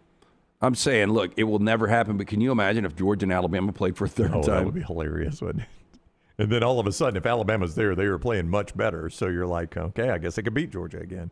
I just... You know who doesn't want to see that game's Kirby Smart? Because, again, that means it's an Alabama team that has figured some things out. Well, I don't think anybody outside of Alabama fans want to see that game. No, I would agree. Yes, I would agree with you. Georgia would again, very, very far-fetched, but it is only 12 left. You could give Georgia Indiana right now, and I'll take that over Alabama. All right, let's do trash. It's going to be presented today by our friends at Michelson Laser Vision. Yeah, make that phone call that I made back in 2003. The first to perform the LASIK procedure in the state of Alabama in 1995 was Dr. Mark Michelson. I got the procedure done. I've got 20/15 vision, better than 20/20. I don't deal with the contacts anymore. Such a pain in the ass. Make the phone call that I made. Ask for Amy. Tell her the next round sent you. They are going to hook you up with a hassle-free consultation. 0 to lose to find out if LASIK is right for you. 205-969-8100 or michelsonlaservision.com. Tell me about the whistles. The whistles got woo. When you want to woo woo, it's that woo woo. You know what I'm saying? LT's Trash is presented by Bud Light. Easy to drink, easy to enjoy. This is another story that we start with from a TikToker that I don't believe is true. All right. Social influencer, generally we doubt them. A woman has gone viral on TikTok after discovering around $2,000 in a vintage piggy bank that she had bought for $10.99 at a thrift store. Why? She's pulling out plastic bags. Now, watching people shopping at thrift stores and picking up bargains on Facebook Marketplace and Craigslist has become one of TikTok's most popular genres of content, especially when the buyers eventually give an item a new lease on life before flipping it for big money. Now, this TikToker, Miles8 Katrina, I don't believe this, who purchases vintage items, struck it big when she bought a piggy bank at Goodwill in December. Now, I guess she's saying that's not plastic, it's wads of money. Holy shit, I'm shocked right now. I just counted all this money and there's $2,028 inside this piggy bank. Now, the initial video, which was uploaded on December 4th, has gotten close to 1 million views, sparked thousands of questions from viewers. The TikToker has since followed it up with others, including one clip that's gotten over 950,000 views about the oldest notes that she found. That includes a number of bills from the 1990s, including a $100 bill that should be worth more if she sold it to a collector, and an autographed piece of cash. However, she's been unable to identify who actually signed the bill. She said she called back the thrift store and asked if anybody had asked about a piggy bank. I doubt that, too, and she said they didn't, so she's keeping it. I don't believe it. This stuff happens all the time. Does it really? Oh, yeah. You find the craziest stuff in thrift stores and antique stores. Have you ever? Has that ever happened to you? Do you do this? I don't go to thrift stores very often, but I'll peruse some discount stores and see if I can find some stuff to flip. Okay, the only way this happens is if that's in a box and you take the box out just completely forgetting this. But if you pull the piggy bank out to take it, you notice something's in it. You're always going to look to see what was in it, right? There were a lot of plastic bags in there. That. So yeah. If like those are rustling around, you might just be like, oh, okay, it'll be like good protection. Yeah. Is this social influencer or is this just random person on TikTok? That's what I want to know. That is a good question. Because if it's social influencer, like, look, this part of what we do as a company here, we make money off of social media, okay? And we don't hide that. But when people are doing that as their sole living, I am inclined to doubt anything they put on there because the more viral it goes, the more money they make. So, you see what I'm saying? Yeah, but then the other side is there's a really popular style of content, which is just unboxings. Yeah. You know? Yeah. You guys used to do that with the DVDs, right? Yeah, whether it's a mystery box of DVDs or thrift store finds or whatever. Yeah. People will watch you open it. I don't know. Good for them. I guess if they got $20,000 out of or $2,000 out of a thrift store. Don't believe it, but yeah, if they did, good for them. Man was bitten on the face and hands by a raccoon he tried to save this weekend. Unfortunately, later tested positive for rabies, according to the Chattahoochee Nature Center. Yeah, look at that thing; it looks mean as hell. It's understandable. Raccoons are vicious animals. They are far meaner than they look. It's another animal that we've normalized through cartoons. Hippos. Raccoons, we've normalized all those animals. I think board games normalized hippos. Yeah, it's like, oh, they're just fun. They're hungry. They like apples. Yeah. Man found the injured raccoon, attempted to bring it to the nature center himself. He wrapped the raccoon in his coat, held it against his chest as he drove for over an hour. Now, during the drive, the raccoon bit the man on his face and hands. So when he went home to wrap the raccoon in a blanket with duct tape before driving back to the nature center. When the man arrived at the nature center, the camp director alerted the wildlife clinic. Staff met him in the parking lot, put the raccoon in a kennel. Staff encouraged the man to go to the hospital for treatment. A raccoon was euthanized. Well, why? At the vet hospital, less than 48 hours, Wildlife Center was told it had tested positive for rabies. I guess at that point, there's nothing you can do for the animal. If you find a rabid animal, you have to euthanize it, right? They stress people should always call professionals, licensed professionals, and not try to handle this yourself. Getting rabies would really suck. I would agree with you on that. Yes. Yeah, so if it's actively rabid, it's got pretty much like 2 days left to live at that point if it's actively symptomatic. You may as well go ahead and kill it. So how quick will rabies kill a human? Any idea? I think it takes about a week or so. Okay. But raccoons are a very common asymptomatic carrier of rabies. So even if they're not showing any symptoms, they still might be carrying the rabies virus. So law enforcement officers are used to unusual calls, but deputies in Rancho Cordova recently found themselves chasing down a suspect whose wardrobe choice turned an ordinary theft response into a runaway barnyard tale. Now, according to the police department, deputies were dispatched to a local business after a reported shoplifting incident involving clothing and a Bluetooth speaker. The description given to officers was one they won't soon forget. Suspect was last wearing a full cow onesie. Now, before deputies could even gather all the details, the thief had already hoofed it towards a nearby light rail station in hopes of making a fast escape. The officer was quick to respond. Records check revealed the individual already had an outstanding misdemeanor warrant for theft. Search conducted during the arrest turned up stolen items along with drug paraphernalia. Yeah, I'll tell you what you're not going to want to do if you rob a store is dress in something that stands out like a cow suit. Yeah, no. You're going to want to go ahead and blend into the crowd Yeah. at some point. Yeah. Again, we say this all the time on Trash. Thieves are not smart. Nope.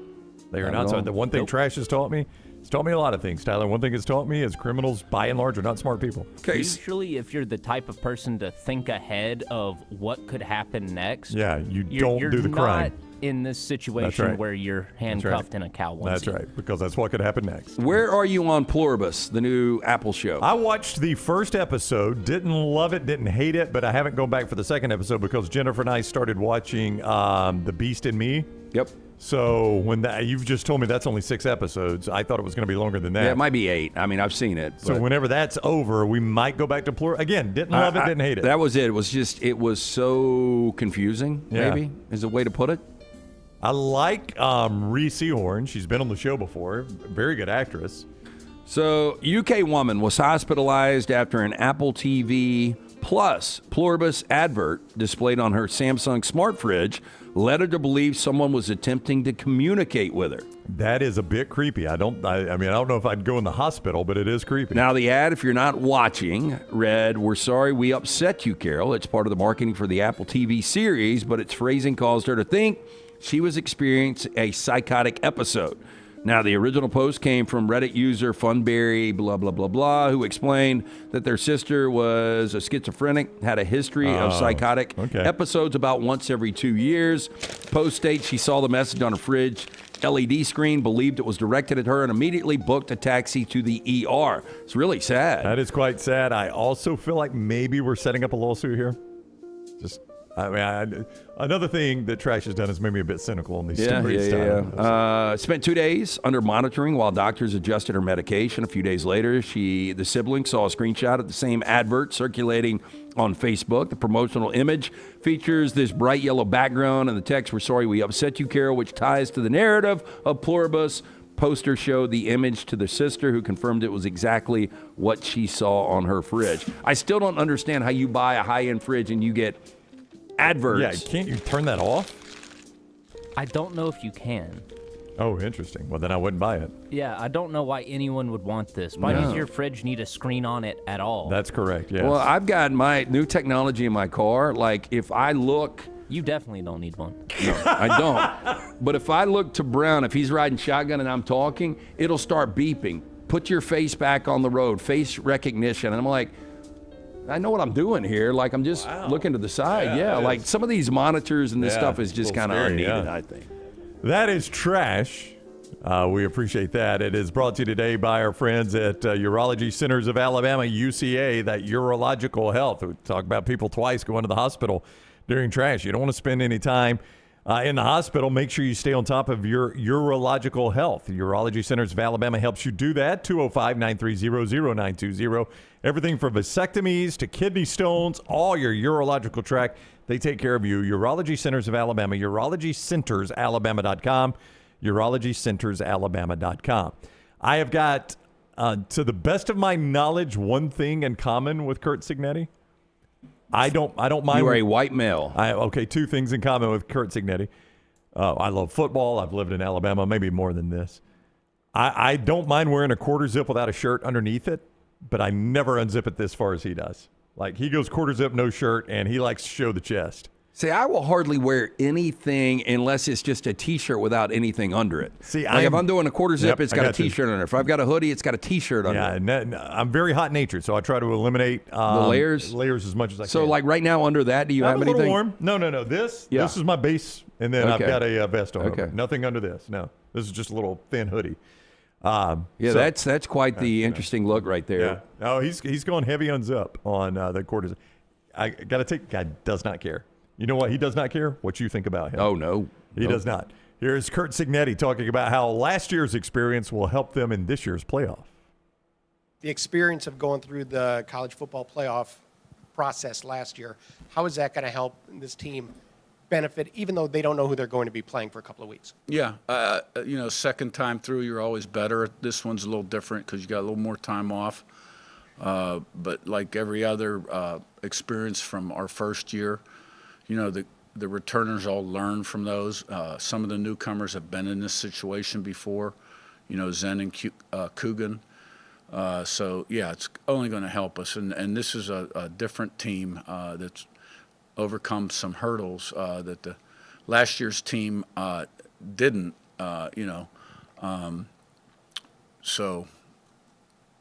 we're Big Ten champs.